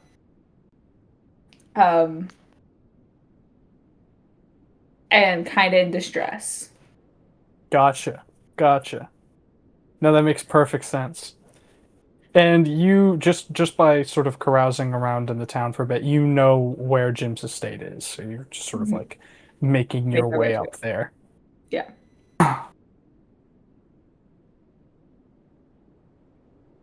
And sort of as you're going up there, you will pass by Athemir leaving the hot spring. Clothed. Clothed. Damn it! You'll pass by Athemir leaving the hot spring. Clothed. And Close! the two of you will lock eyes for a moment, sort of like exchange eye contact, and then do you both go up to the estate, or you go up at different times? I guess we're both going up at the same time then. Athemir, you would, after sort of either walking or floating, about halfway up the distance to the to Jim's estate, you would actually recognize this man as someone who had a meeting with the Madame not too long ago. Of course, being that you are but a humble scribe for the Madame, this was not someone you were in very close contact with, but you do remember his sort of distinctive hair, facial features, his clothes, the way he carried himself. You'll recognize this as Lord Satomi Hoshino. Out here, in the middle of nowhere, by himself, looking rather ragged. Athemir would. Sorry, what's the first name again? Satomi. Calling him by that would be very overly familiar, by the way, so you'd probably refer to him as Lord Hoshino. Yeah, Athemir would immediately my just lord. like immediately look over. It's like, Lord Oshino, is it? Is You had a meeting with the Madame not that long ago, didn't you? Oh, that's right. Yes. Yes, I did. And so I'm very clearly suspicious at this point, right? Yes. Not because like he looks weird or anything. I mean, he most certainly does look distressed and very cold, but it's very odd seeing a lord just wandering around without their retinue of servants or a palanquin or anything. So actually, Athemir, go ahead and roll. Actually, I will roll a sense motive for you. Yeah, go ahead. And while the roll is being made, it's just like so where are your servants? Your palanquin? What's got you all the way out here? Came out of nowhere.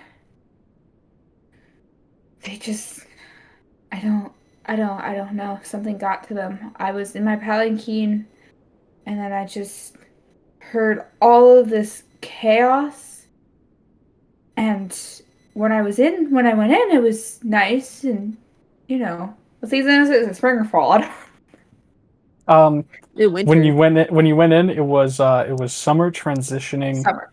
Crap. into fall. It was nice and warm in summer, and then I hear all of this chaos, and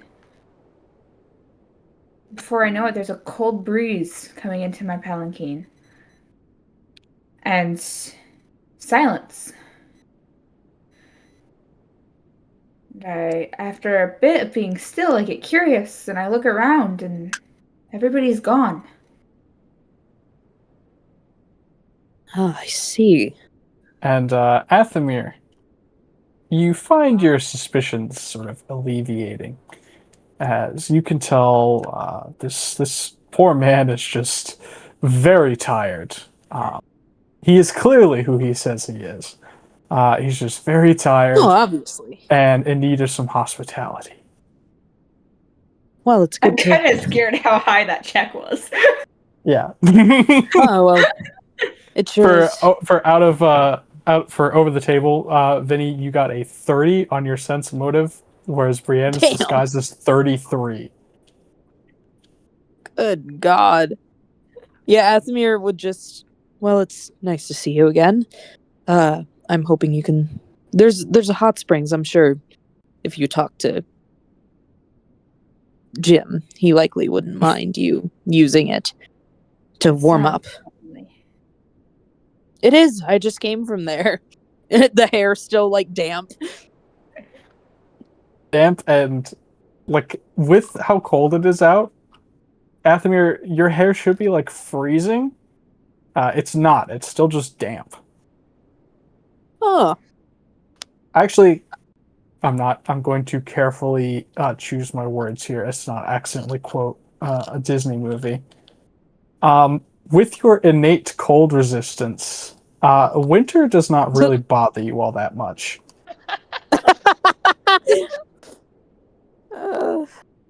As in, you theoretically, if you so felt like it, you could walk around with no clothes on in the dead of winter and be completely fine. oh, beautiful. You could also do the same in the middle of the hottest summer. Huh. You have innate cold and heat resistance that inures you against the harsher effects of severe weather. Gotcha. And like not in a having a suspicion way, but genuinely Athemir being curious. Just like I know I was describing your meeting with the madame, but how did that conversation go? Do I do a knowledge check? Actually, no. You don't need to do a knowledge check. But Wait a fucking minute. You do need to do a bluff check in secret. Wait a fucking minute. Joseph, check your DMs. I know. That's why I suggested the bluff check.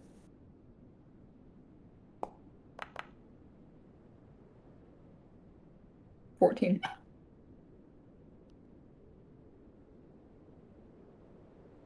Oh. It went well.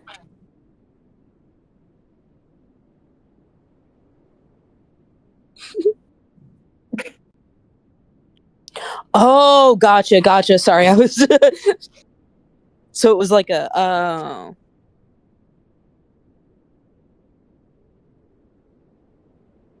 Hey Joseph, you're giving me and Vinny a Spider-Man moment later, right?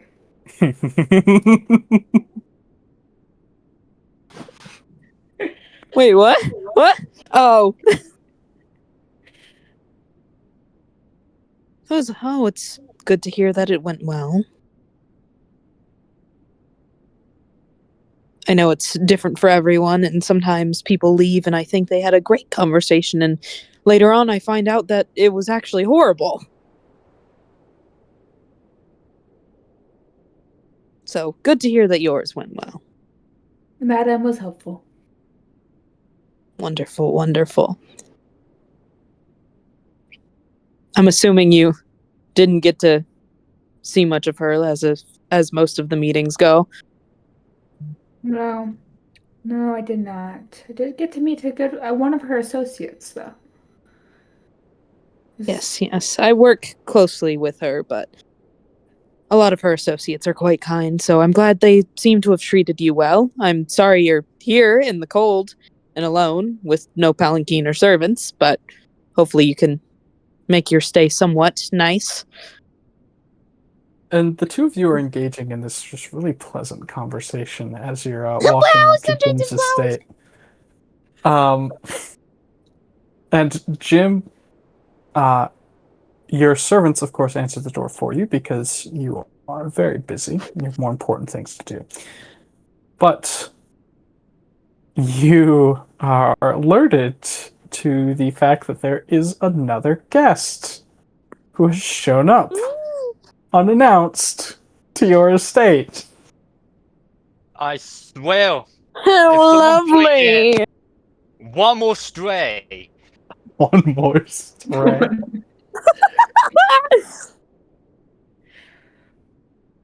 And after the servants go to see who it is, Yuri goes to greet them, and then Yuri will come back to you and notify you that it seems like Athemir has, well, you wouldn't exactly say brought in a stray. It would be more like found gold in the middle of a field or something, because the person that is currently accompanying Athemir looks to be a lord in or a lord, or at least someone with quite a bit of money, in incredible finery and clothing, just looking very bedraggled and in need of perhaps some hospitality. Would I recognize him? You would give him. You'd probably give him a glance. You've not met him in person before, so you probably have to wait for him to introduce himself. Oh, Speaking of Jim's place, to the castle. Please don't break. Please don't break. Please don't break. Thank God. Just gonna be gone. Be gone. And we're going to drag.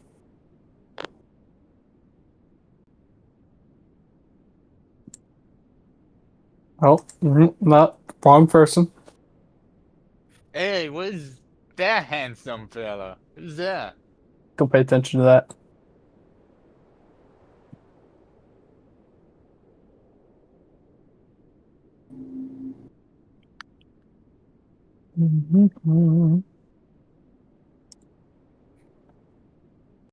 I love the question mark on the tea room.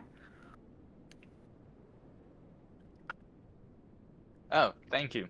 I personally designated all of the rooms.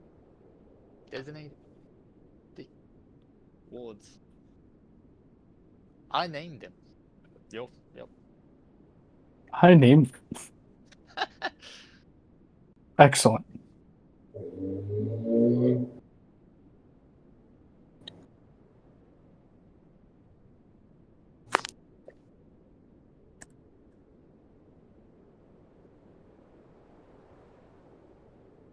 The quotation marks on shed make me curious as a player.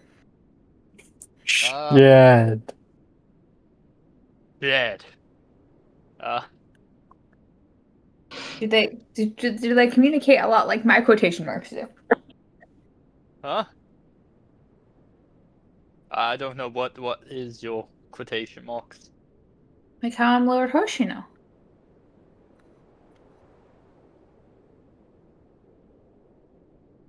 And Richard.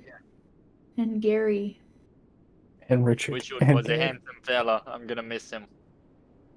You'll see him again. You promise? That's great. Can we do a romance of Richard and Jim? That's hopefully off the table for all of time. The most egotistical thing possible. No, think of it. It could be like Loki and Sylvie. No, Wait. God. Don't give me that The look. literal worst Marvel relationship you could possibly have pulled out of your ass there. You picked Loki and Sylvie. I mean, to be fair, Spider-Man and Silk is not much better. Spider-Man and who? Silk. Better than Paul. Better than Paul! Yep. Yeah, absolutely. Better than fucking Paul. But that's neither here nor there. Indeed, Jim, there are more strays here to greet you. Oh.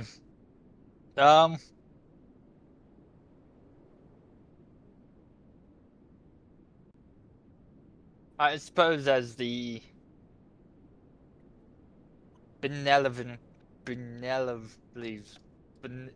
As the good Benevolent. lord I am, I shall go out and greet them myself. Not in the cold, of course. I stand inside. They can wait inside until I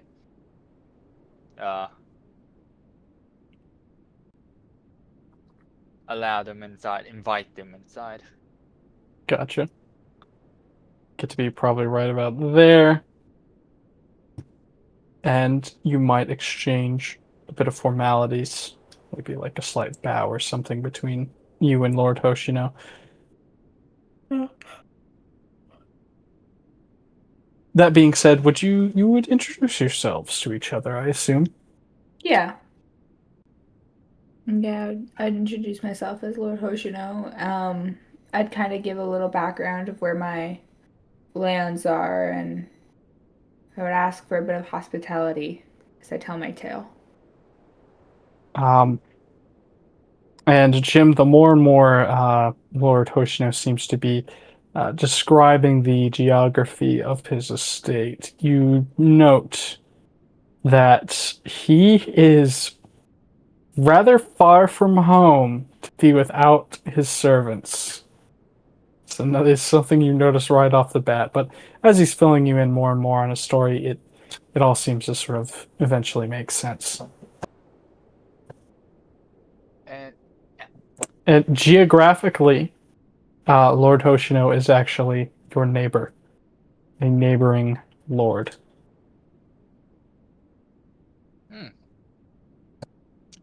So how much do I know about him then? Very little. You basically, the most you know is that he generally likes to keep to himself in most matters. But he does own a rather large swath of land, so it does make sense that he wouldn't necessarily be privy to sharing that land with other lords. You would also know that he inherited such a large swath of land because two families married into each other and consolidated their power.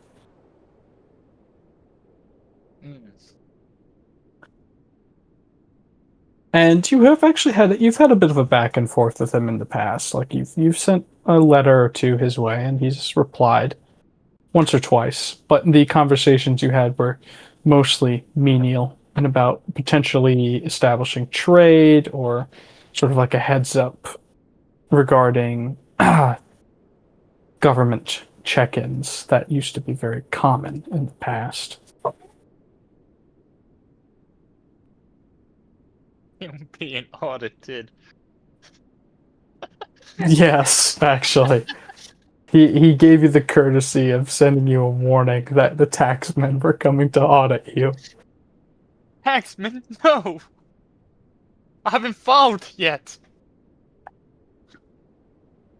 Oh, No, you cannot have my food. Lord Hoshino. Lord Hoshino. Lord Hoshino. Yeah, Hoshino, that works. Hoshino.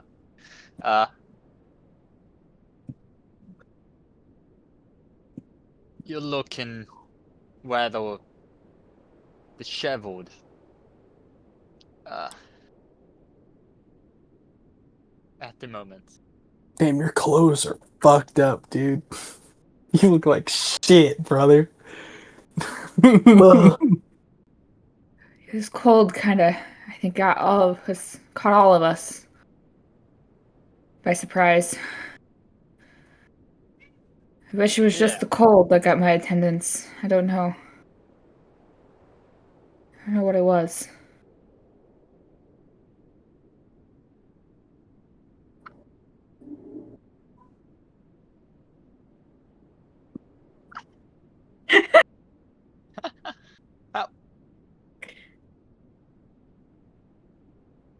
Just disappeared. How about you come inside and we can discuss this more? Your hospitality is much appreciated, Lord Pickens.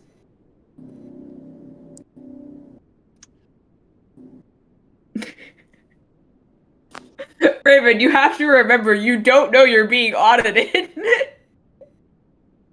No, Raymond's setup is specifically he has his computer hooked up to his TV, so he has to lean back in his chair and look up to see the map. Okay. What? Oh. Oh, yeah. Kitty! Kitty! And both Kitty! both Athemir. Kitty! Kitty! Kitty! Kitty! Kitty! Kitty! Kitty! Yeah, jump, little fuck! Jump! Jump! Jump! Jump! Do it! Aww. Yeah, yeah, yeah. Oh, he's so sweet. Kitty! Sitting on your shoulder. First He's just like a hanging out. little parrot. Aww, you want a cracker?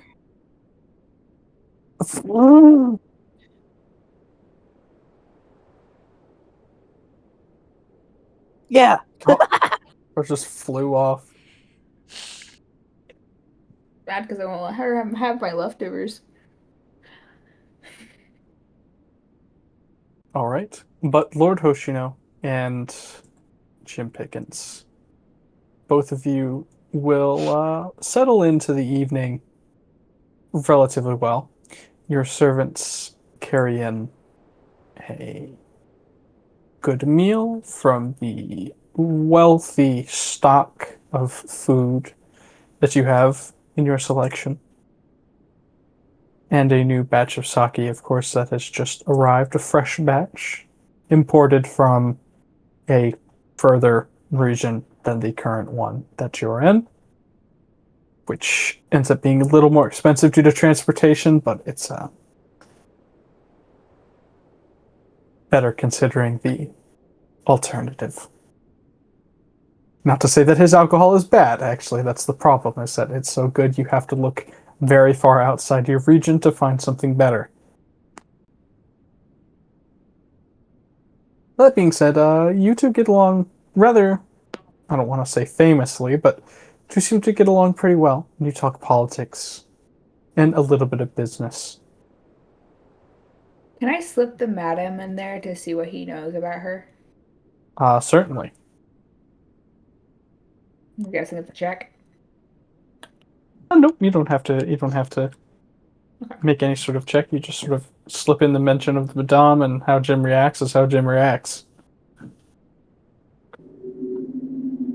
You do remember reading in the missive sent to you by the Madame, Jim, that the Madame has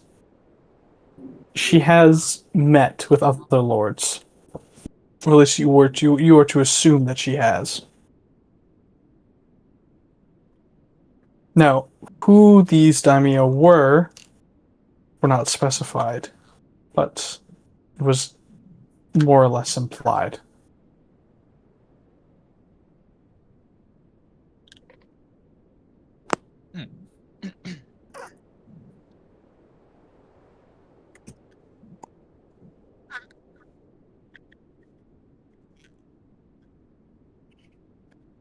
I suppose I'll bring up the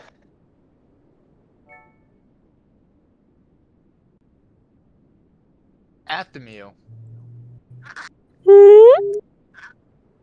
is actually here on the behalf of the Madame. Hmm.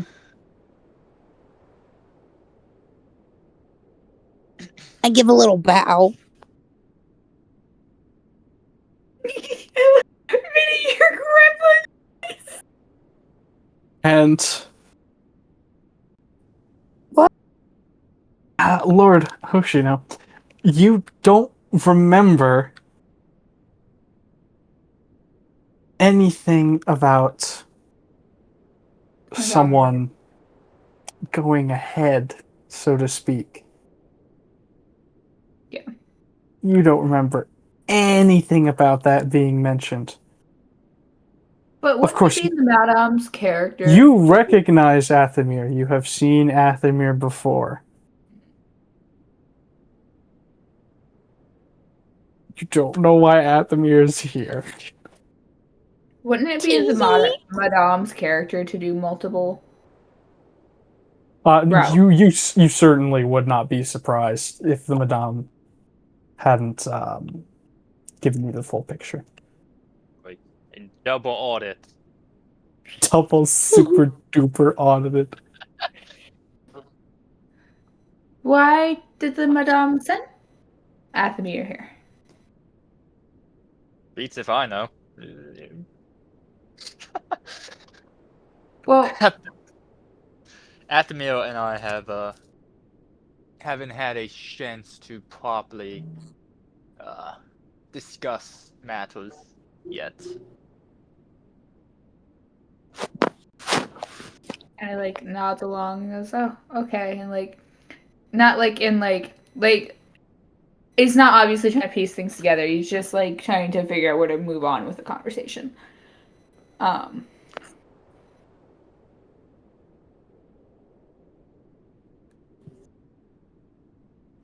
And that, I think, is a good excuse to segue Yeah. into our final segment for the night. Well, Vinny, by the way, if you're tired and you feel like dipping, go ahead. You probably won't be brought up for the rest of the session. So feel free to dip. sorry, I was a little more quiet than normal. I have such a headache. I feel so bad. You're all good, man. I have not been able to move my legs. I have partial paralysis currently, RN. Currently RN. Help! Help! The voice crack is crazy. Help! Help! Help! Help me! Help! Okay, good night. I love you guys. I'm gonna fucking pass Good night, out now. Vinny. Yeah. Please stop making that noise. Yeah. Okay. You're welcome. Bye. Jim dreams about Athamir, and they No, I don't. uh, I'm not so sure about that. Sims 4 woohoo and hot tub. Whoa! Wow. The bushes is a better place, anyways. Okay, good night. I don't know where that joke came from, but it's funny as fuck. Good night. All right. That's traumatizing. And then there were 4. And then there were 4. This brings us to the final segment with Mina and Atlas. Oh, I gotta turn my As- music off. Let's hit it. Let's get. Brother said, "Let's get it." There it is. Let me pull out the rule book again. The rule. the on, way just hear that I'm just silences. winging Pathfinder. Never No, read a single rule at this point. I mean, I've read some of the rules when I was like character creation, I've but read like none of the rules. other than that, Yeah, I know. I know you've read none of the rules, Delaney. it's okay if I dip too. Oh yeah, you can go ahead. I'll fill you in on the rest of what happens. Thanks for letting me play, guys. Bye-bye. Of course. Thanks for joining us. Good night. Feel Yeah, better, bye, Briannon. guys. Good night. I hope so. I have work tomorrow. Hopefully. I might use more sick hours. We'll see. Good luck, I'm boss. sending you good vibes and You love. Night. Sending Have you fun. good vibes. Good night, man. Oh If I my turn this towards god. the camera, will it blind everyone? It's just a white screen. I hope so.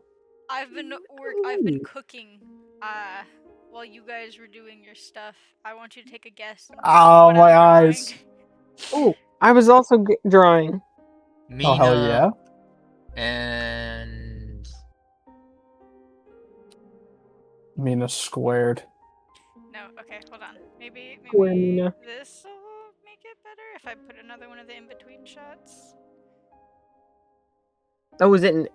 Ooh. Oh. Is it an animation? It is an animation. Alright, Yeah. Damn, I need to get to animating. No. I don't know how the background Looney is.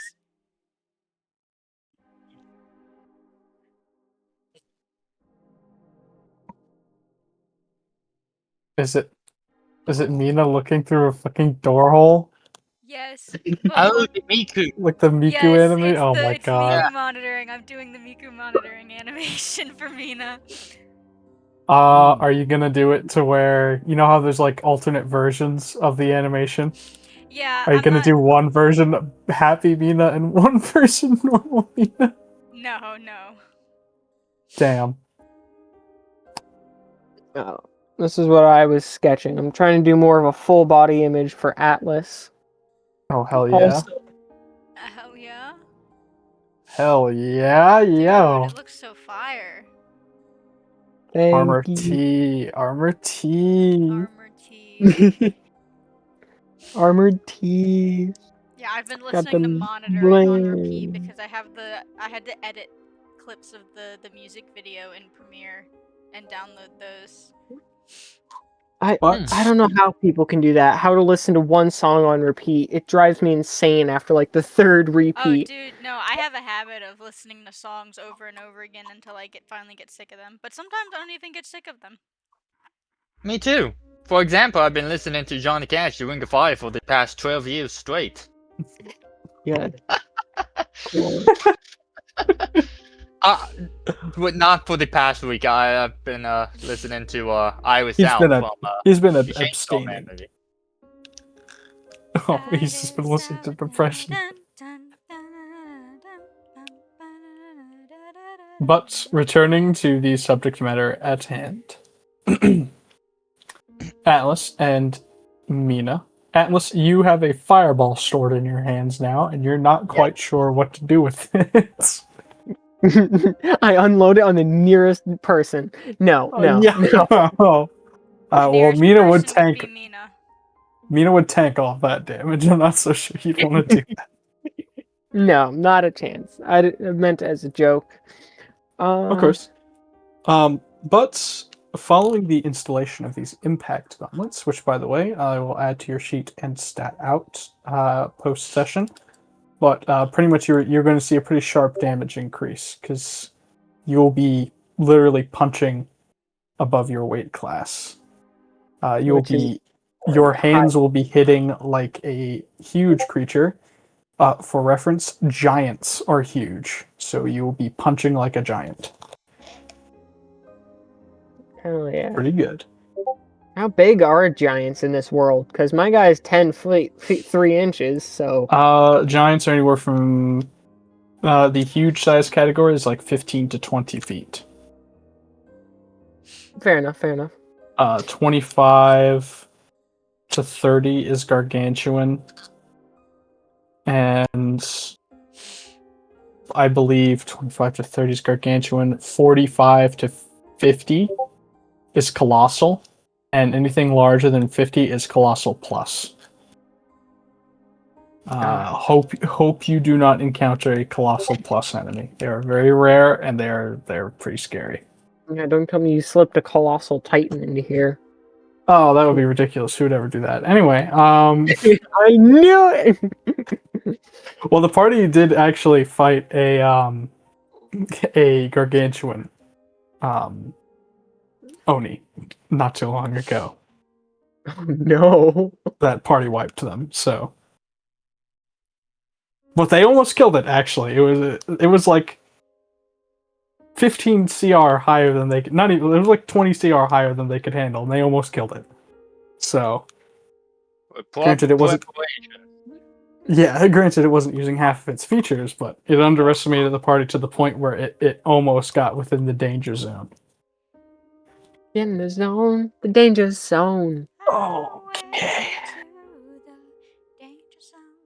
That being said, getting back on topic. Between Atlas and Mina, Atlas, the armor that you're wearing is being slowly but surely taken off and set to the side by Simone as he is observing the metallic chassis that is fused to your flesh. Okay. So he's getting past the first layer of armor into the skin-tight armor, essentially. Okay. Yes. And he's making notes, and you hear sort of like a scratching noise as he seems to be writing something down. Very interesting. And you hear him sort of mutter something. Looks like preliminary model C12. Of course. He never really was good at designing that, was he? Factor of a form. It seems to be muttering about various different things. He seems to do that a lot. Mina, you've noticed in particular, he seems to be doing that a lot more than usual.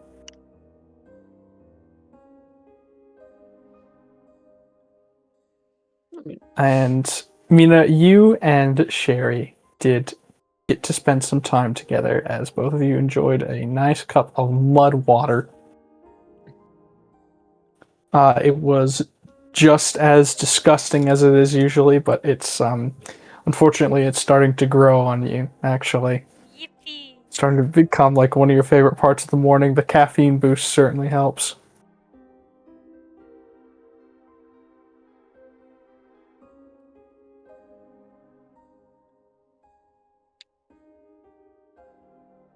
What are you and Sherry doing right now, actually, Mina?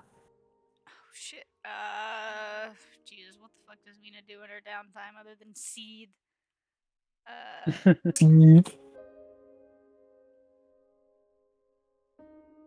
Cause wildfires. No, she doesn't do that in her free time. She just does that. Alright.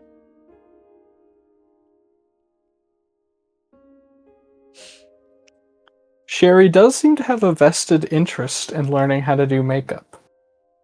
Are we gonna have another fucking makeup sequence? Yeah. Put makeup on Atlas.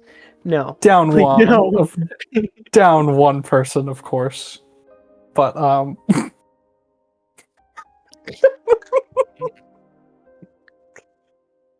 so perhaps a bit more of a reminiscing or solemn makeup session than before. I don't want to do makeup anymore. But Sherry wants to do makeup. Are you going to say no to her? No.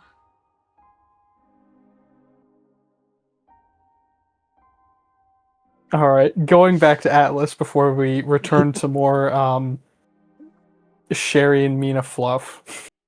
Found family fluff. The one and only instance of fluff that Mina will ever receive. Man. It's also, it sounds dumb, but it's also an interesting juxtaposition as Atlas, as Simone is going over the absolutely hideous for sort of metal fused to flesh Atlas, while nearby Mina and Sherry are trying on makeup. It's like a very interesting juxtaposition of wholesome and horror. I don't know how she could stand it with the smell getting probably more potent, just stronger in the She's air. plugged her nose.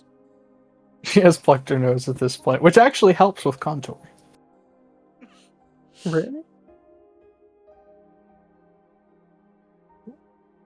But Simone seems to be muttering more things, and he sort of taps a pencil on your side to get your attention, Atlas.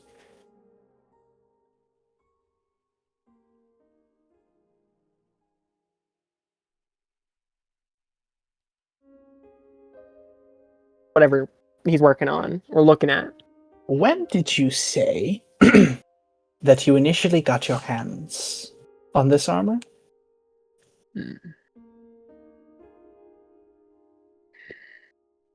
Grumbles and thought for...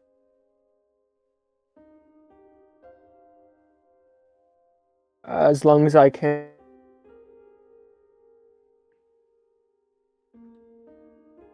What I was looking for. I was more so wondering when this was issued to you.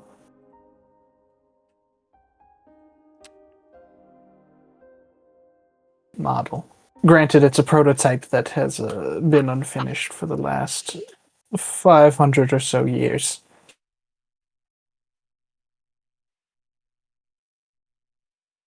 No. An experimental No, no, no, branch. no, no, no, no, no, no. Fuck. You good? My phone died. My hotspot disconnected. The recording!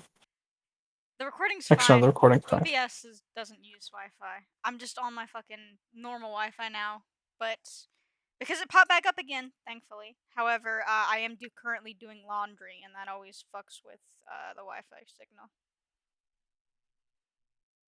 Fair enough. What did he say again, Joseph? He mentioned that something about the armor you're wearing being a part of what he called a prototype branch, which is a bit confusing. Hmm.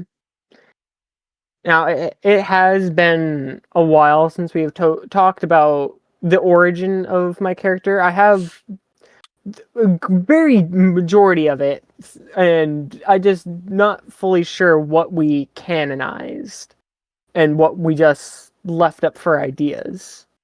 And of course, since we have two other party members here, I don't want to.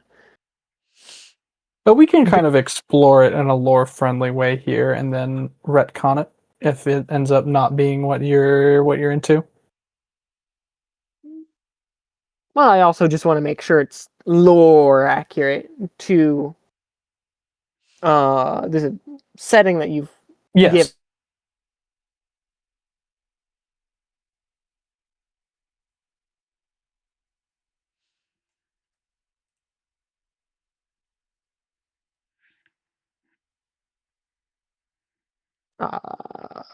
I'm too tired for this shit, man.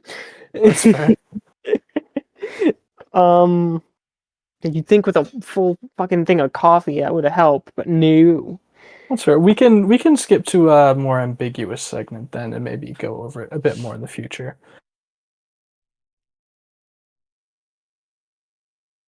While Simone is sort of patrolling around you and taking note of the state of your chassis, he begins to sort of circle around towards the back, and he makes note of something that you can't see but you know is there. Okay. Well, we can also have it like where he kind of got lost in thought and almost was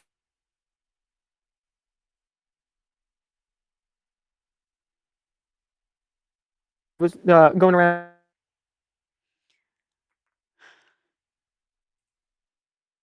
So just sits more patiently, I guess. Jesus fucking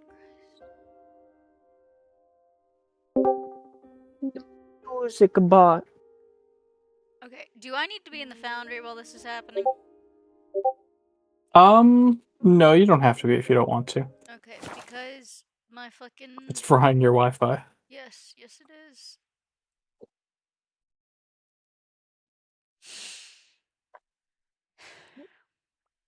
Ooh.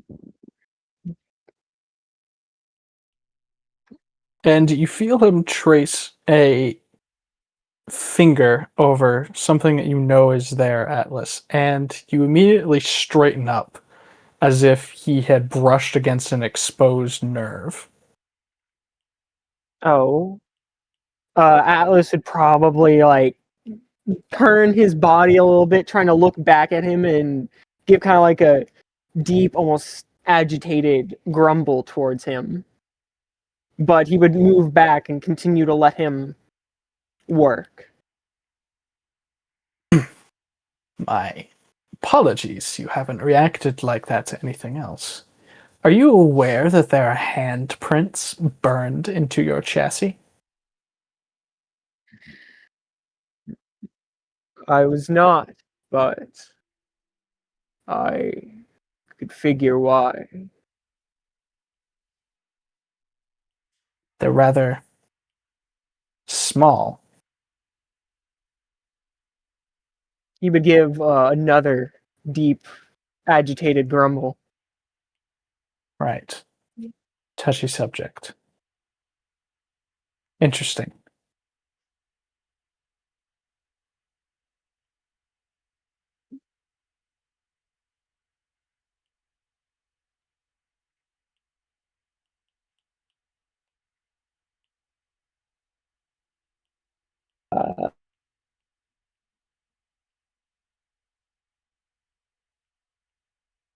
But Atlas seems a bit more impatient now. Like he's maybe scooting a bit on the chair, almost kind of like giving off signals that he kind of wants to get up and leave. Almost. Mm-hmm. That makes sense.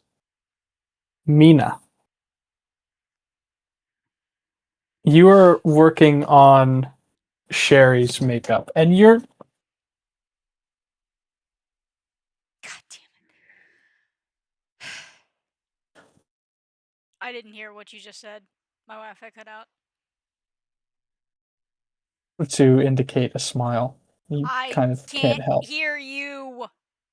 Oh god. Oh, My fucking her Wi-Fi is screen is tweaking. frozen. Oh, she's not frozen anymore. Help Oh no, me. no. Help. Help me. Father, help. God Father, help. damn it. I didn't hear a fucking word that was just said. That's fine. How about we can go over it post session if you want. No, Like do over it text. now. Even if you're not able to hear me. No, it's fine. Hopefully with my camera off it'll work better. I'm trying to get my hotspot to reconnect, but I think it's too low battery. Okay. So, Mina, you would hear. You have the ability to talk to fire. You have never tried talking to anything smaller than an ember.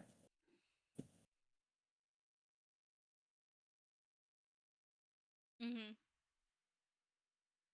But you hear whispers, and the ears on the top of your head flick.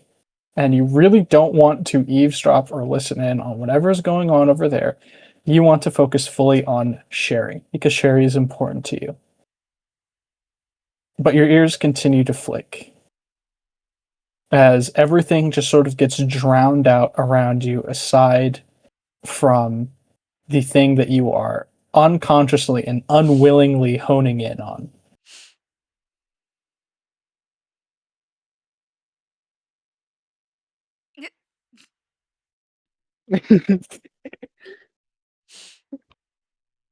The And I whisper. will send you the sounds that you are hearing. Okay.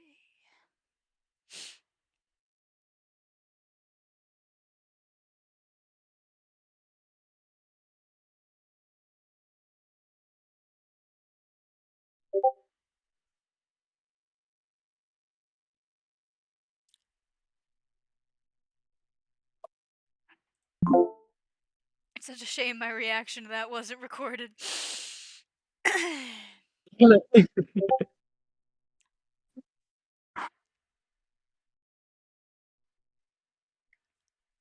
Oh! Okay.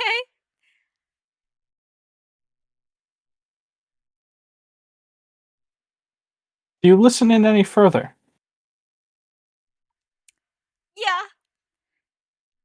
That's Alrighty. a little Roll concerning. me a d20. I just closed Foundry. Just use one of your dice, it's fine. Okay. Oh. I'll tell you Damn. your bonus. You know it's serious when you gotta roll. Gotta keep on rolling, rolling, rolling.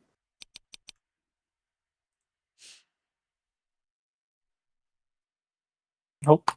Never mind, she's back.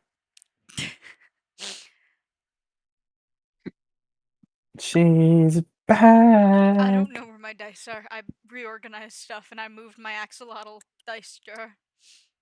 That's fair. Go ahead and roll perception.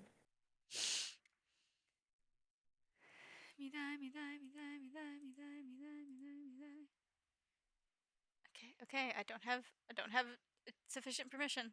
I know.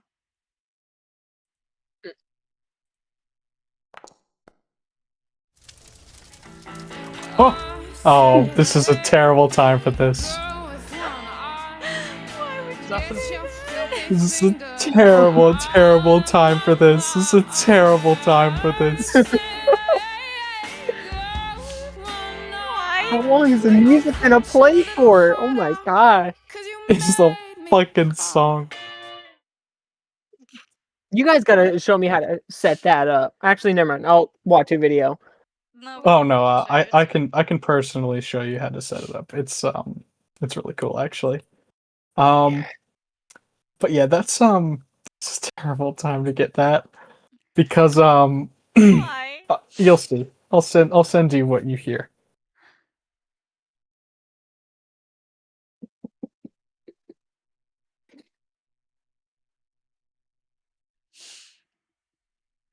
I'm afeared. Weird.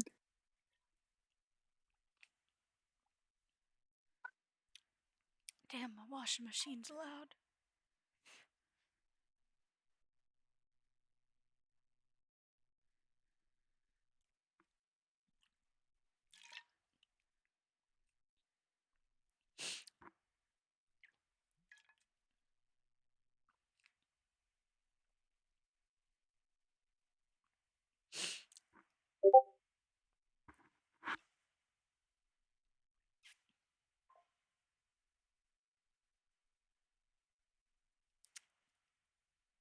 I don't like how this is going.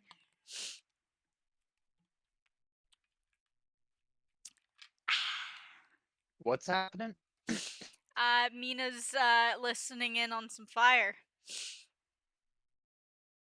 So what I can collect the I forget his name. He was checking Atlas. Like he removed the big bulky outer armor and was looking at the skinny armor underneath, and said that there was some special prints on a box on my back. And Mina started to hear whispers from it, and right now she's listening into it. Oh my god! I just wanted to see the webcam of Delaney giving me a look, bro. I really want to know. I really want to know what she's hearing. I'm sorry. Where is this coming from again? You're just hearing this emanating from like Atlas's general direction, pretty much. What the fuck is Atlas been doing? Don't You even know, worry through about his it, man. repulsive smell. You know, you have the scent feature. You'd be able to discern, I'd say with the same perception check, you can smell beneath the rust and the rotten blood and the metal and the seawater that has only just gotten out of all the grooves of his armor. You can smell ash. Like ash that's been superheated and burned into metal. The kind of smell that never goes away and can never be buried no matter how hard you try.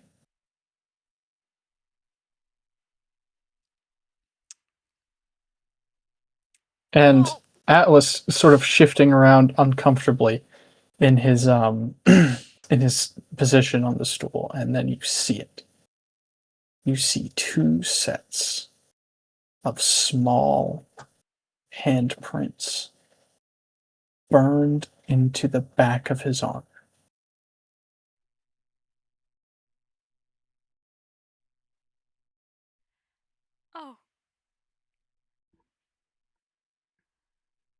I see.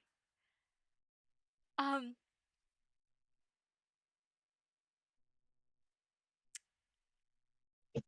dear. And you recall something just strikes you in a moment. You recall Etsuko taking a long time at one point when you were looting the Vault of Swords, taking a long time to stare at Atlas. Like something was wrong with him, or something was like surrounding him.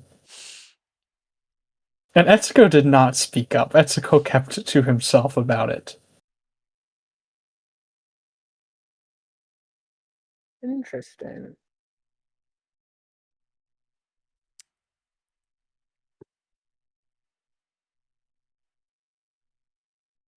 I don't like where this is going.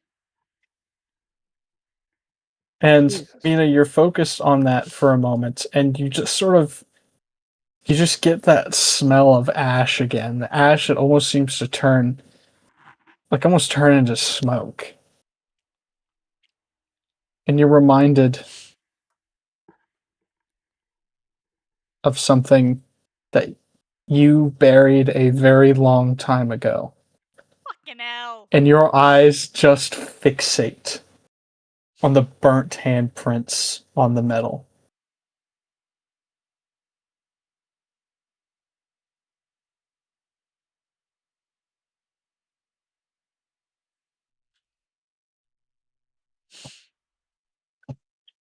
And I would prompt you to roll a will save. But something is going to happen that is going to tank that will save for you. What? And not require you to roll. What the fuck is happening that would make me go berserk? No. Not tank the will save, as in something that would negate the ability for you to roll a will save. As in, you don't need to roll a will save, you automatically pass. Okay, but what's happening that I need to roll? Why? Why do I need to roll in the first place? What is making me go berserk? A memory is resurfacing that you buried a very, very long time ago and for a very specific reason. It's gonna make me go berserk? Yeah, it's that bad. Brandon, what have you done? I didn't do nothing, man. But as you're zoning out, you hear a voice calling to you. And eventually 2 small hands grab your face and forcibly tilt it over in her direction. And you see Sherry's expression creased with concern. And her eyes are focused. And she's sort of like searching your facial expression. And her makeup is like half done and you like smeared it, focusing on the other thing. And she's giving you a look and she's saying, Mina? Mina, are you okay?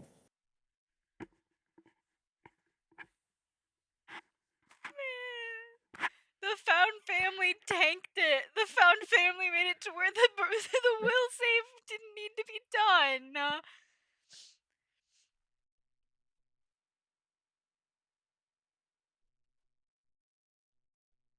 Damn. Will need to roll me a will save for something else though. This is not you're gonna go berserk for anything. This is something I'm doing specifically to torture you. Epic. Awesome, even.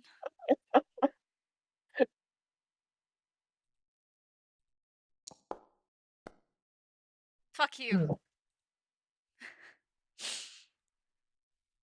Damn, that's a good will save. Shit, I didn't get to see it. What'd she roll? A 31. 31. Damn, son. The perception check was a 34. Aw. And Mina, you will momentarily notice, you'll see Sherry flinch for a moment as a single tear rolls down your right cheek and like slightly singes her finger. How dare you?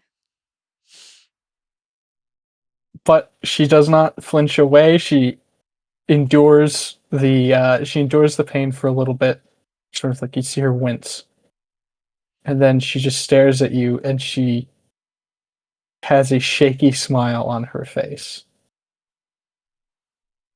And you hear her very quietly say, in a tone only you can hear, that everything is going to be okay.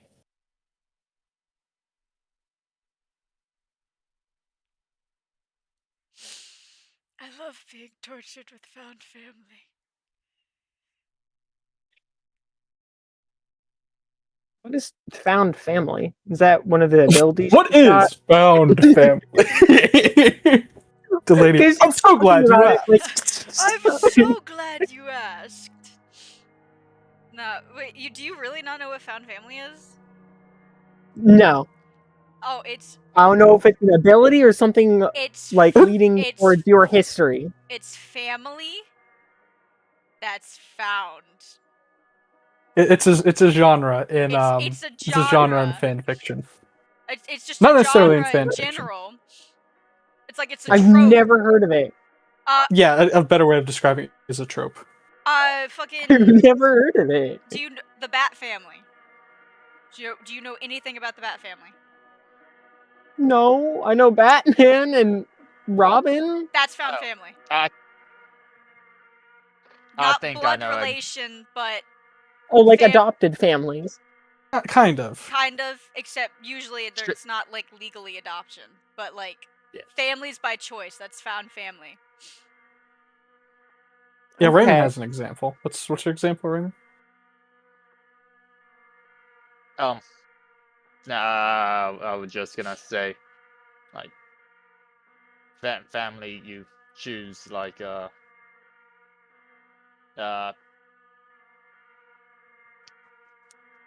close group of,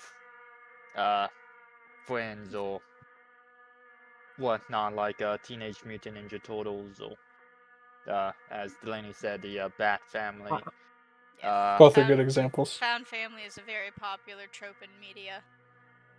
Especially amongst queer people. Fair Anyway, enough. it's one of my favorite things to read in terms of fan fiction. It's my favorite thing to torture Delaney with. Yeah. Anyway, getting back to the scene. Yes.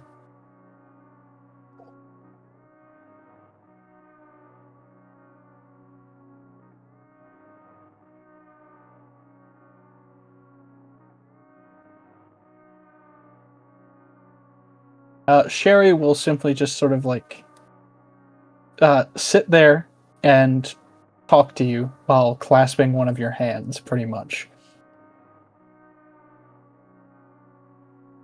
And Mina, you just feel kind of despondent. Like, you're definitely more grounded than you would have been before. But it's something in seeing those handprints on that metal struck a chord that you know, either intentionally or not, you buried a very long time ago. And for a very good reason.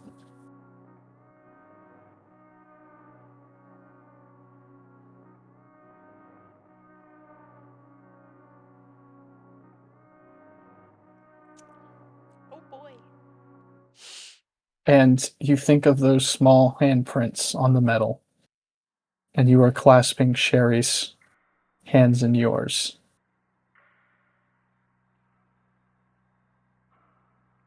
And you squeeze just a little bit tighter.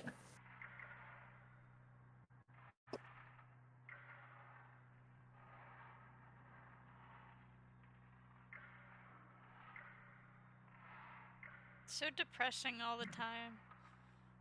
Don't know what you're talking about.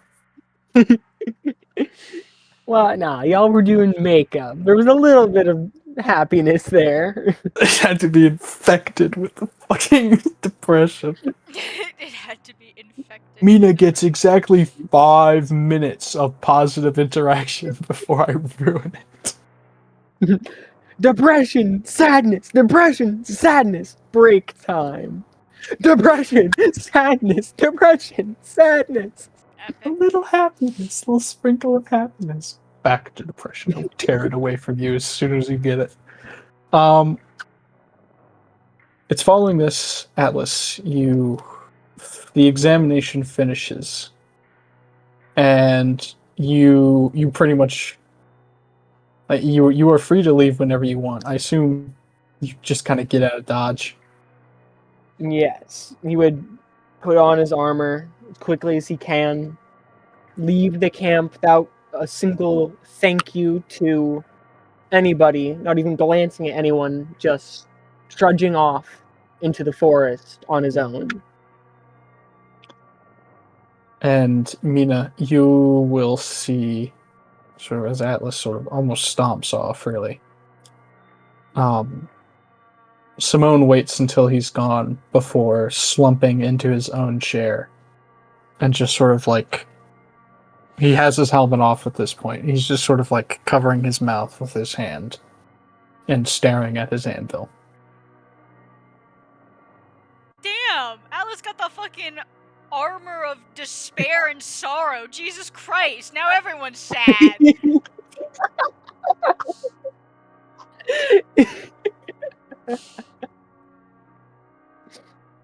He's a special little boy. He's got a lot. Yeah, I'm It's fucking a special sure. little boy.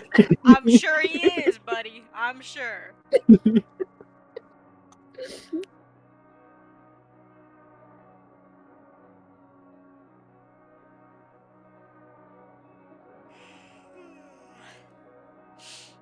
And because I'm sure Brandon is tired of the music at this point.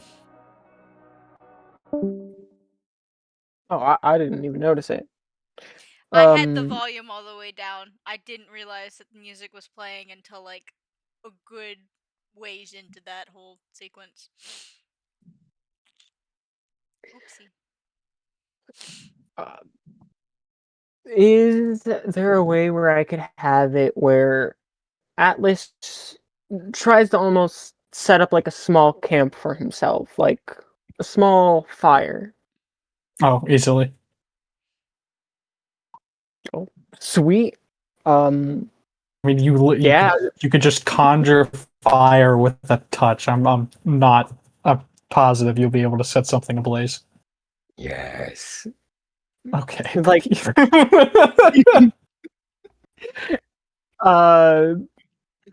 just something. Right. What was that, Remy? Oh, what? You heading to bed, man? No, my Japanese boyfriends are waiting for me to hop on Marvel Rivals. All right, I will fill you into the final segment that you'll be missing. Basically, I'll text it to you. But the situation with the migrants is developing. Yes. Alright. Bye, Delaney. You're welcome to join us, by the way. But I'm not welcome to join. Wanker. Oh, no, thank you. I don't want to. I'm planning on trying to stay up till midnight, so if anyone wants to join me on Overwatch, you're also welcome to. Joseph, you are invited. Joseph, they have they're doing like an event for a Mystery Heroes game mode right now. Spirit Showdown. You can get an epic. Been a while. Yeah, I'm down to try it. Lord knows I won't try it alone. It's really fun, actually. Every time you get a kill or you die, it changes the hero, and I think it's really fun. I will do this final segment and then probably take a little break, and then I might hop on. Yippee! Fair enough. But as you're recovering from that emotional trauma, pretty much,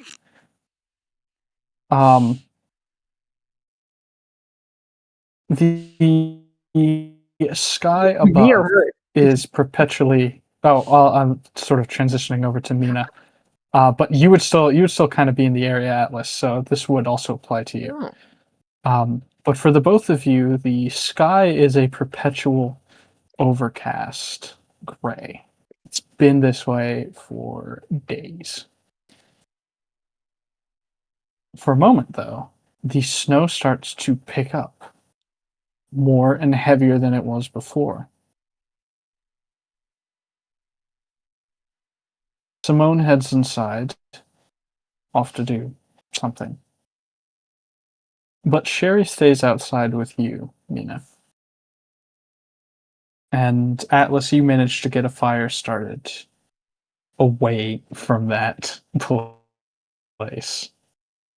Just by yourself in the wilderness to think.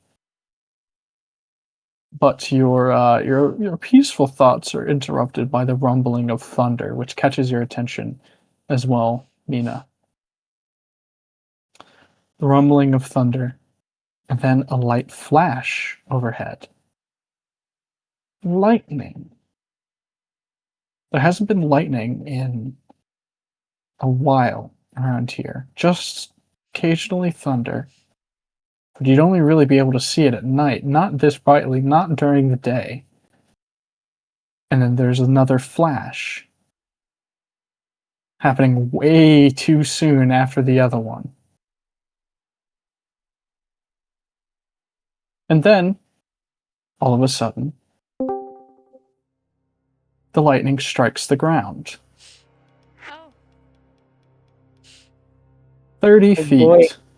away from the encampment that you're in. Mina. Loud enough to almost deafen you on impact as the thunder follows it. And Atlas, you're able to hear it as well as the ground literally shakes. What the fuck? With War of the Worlds, bro?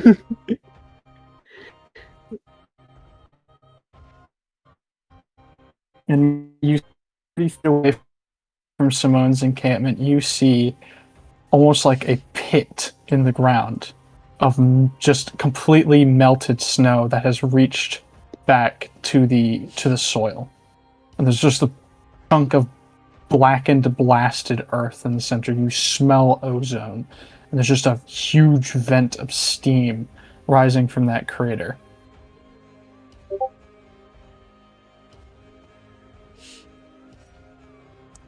And then something walks out of the crater.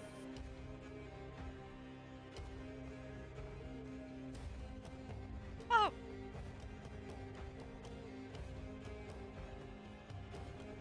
Something walks out of the crater, looks around, and then looks back and locks eyes with you. And then starts just sort of like doggedly walking in your direction. And the thing that throws you for a loop is the fact that you hear this individual, large, sort of bulky, towering man, you hear him start saying something in Druidic.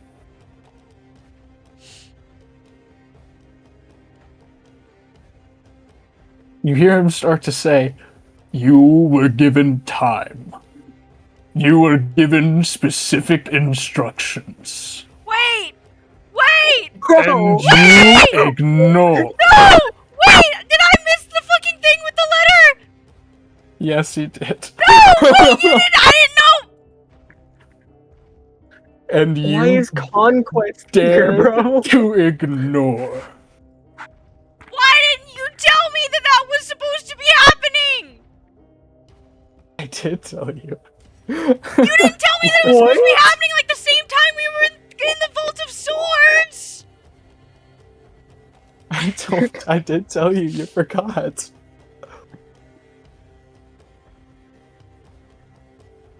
You were given time. You were given specific instructions. And again, you disobey.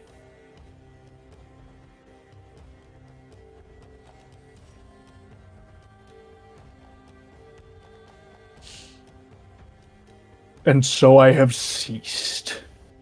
I have ceased with the missives. I have ceased with the underlings. I will drag you by your scruff, and you will answer to your crimes. What did I do?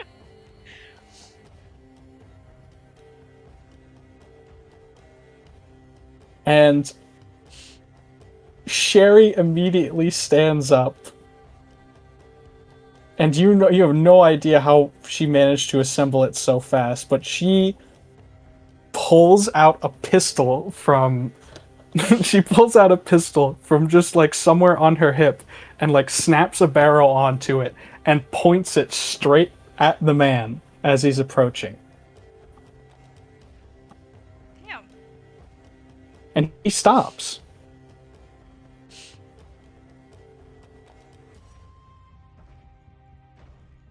And they both sort of stare at each other for a moment.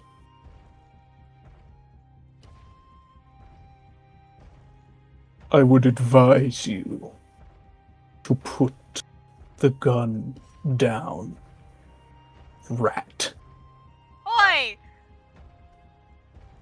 And Sherry does not say anything, but you do hear a click emanate from the gun. She cocks the hammer. Damn, Sherry!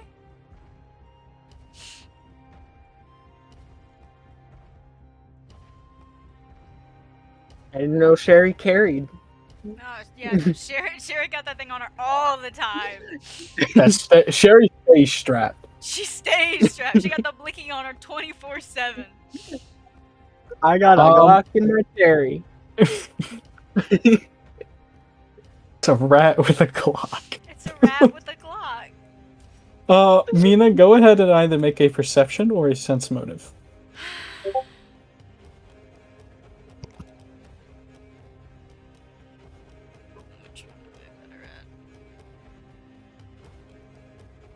Perception.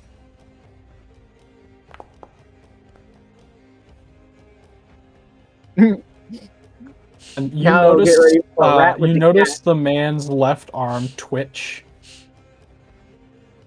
And he looks like... Everything almost like slows down for a moment as you see his arm twitch and lightning crackle between like his fingertips. Did you anger Thor, dog? What the fuck did you do? Joseph, I swear to God. And you realize in that split second that he's about to swat Sherry out of the way, and you're not sure she will survive.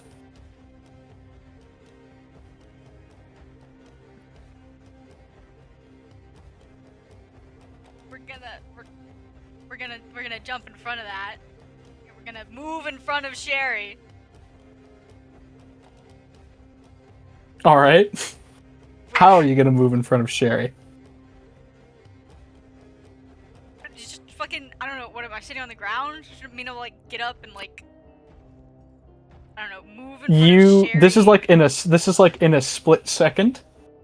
So you could roll initiative to see if you get a higher result than he does and go off of that. Or you could wild shape and just literally just like tackle him. We'll do that. Do you want to spend a mythic point on it? Yeah, sure, I haven't used a mythic point yet. What are mythic points? Oh, we'll get into that later. We'll explain that to you later. Okay, continue. I'll say, because you're spending a mythic point for this, and this is not a mythic creature that you're fighting, he's higher level than you, but he's not mythic. You will take him completely by surprise and win out in the initiative order on this. As you enter your dual form, your living cataclysm wild shape, and you fling him away from Sherry. You smack him so hard, you fling him a good 20 to 30 feet away. You see him like fly back and tumble a little bit before sliding on the snow.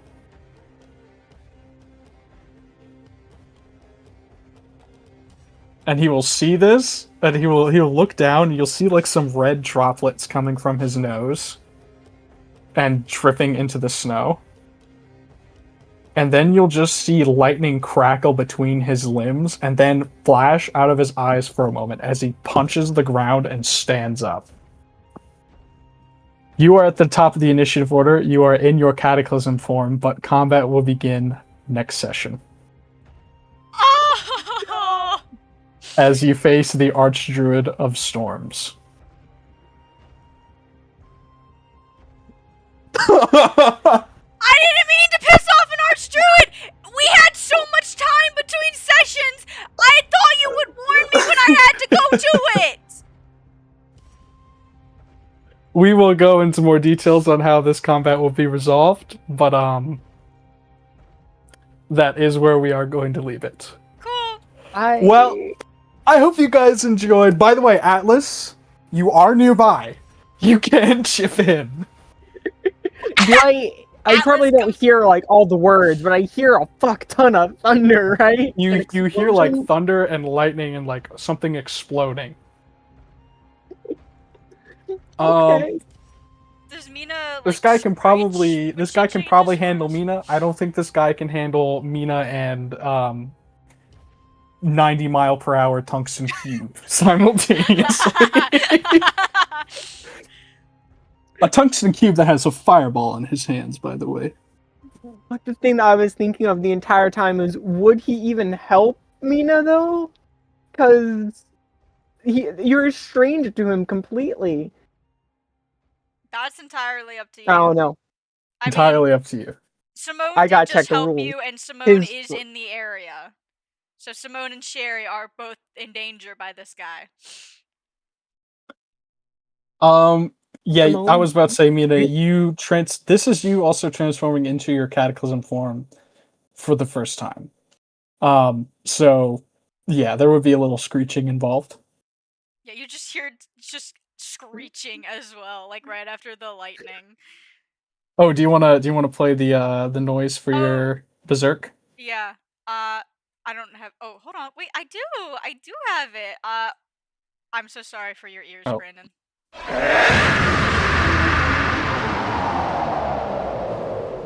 Oh yeah, I think I remember you playing that a while back. I had it Yeah. as my intro, like when I joined the call for a little bit, but it blew my eardrums out, so I changed it so it wouldn't blow anyone else's eardrums out. Yeah, you just hear Fair that enough.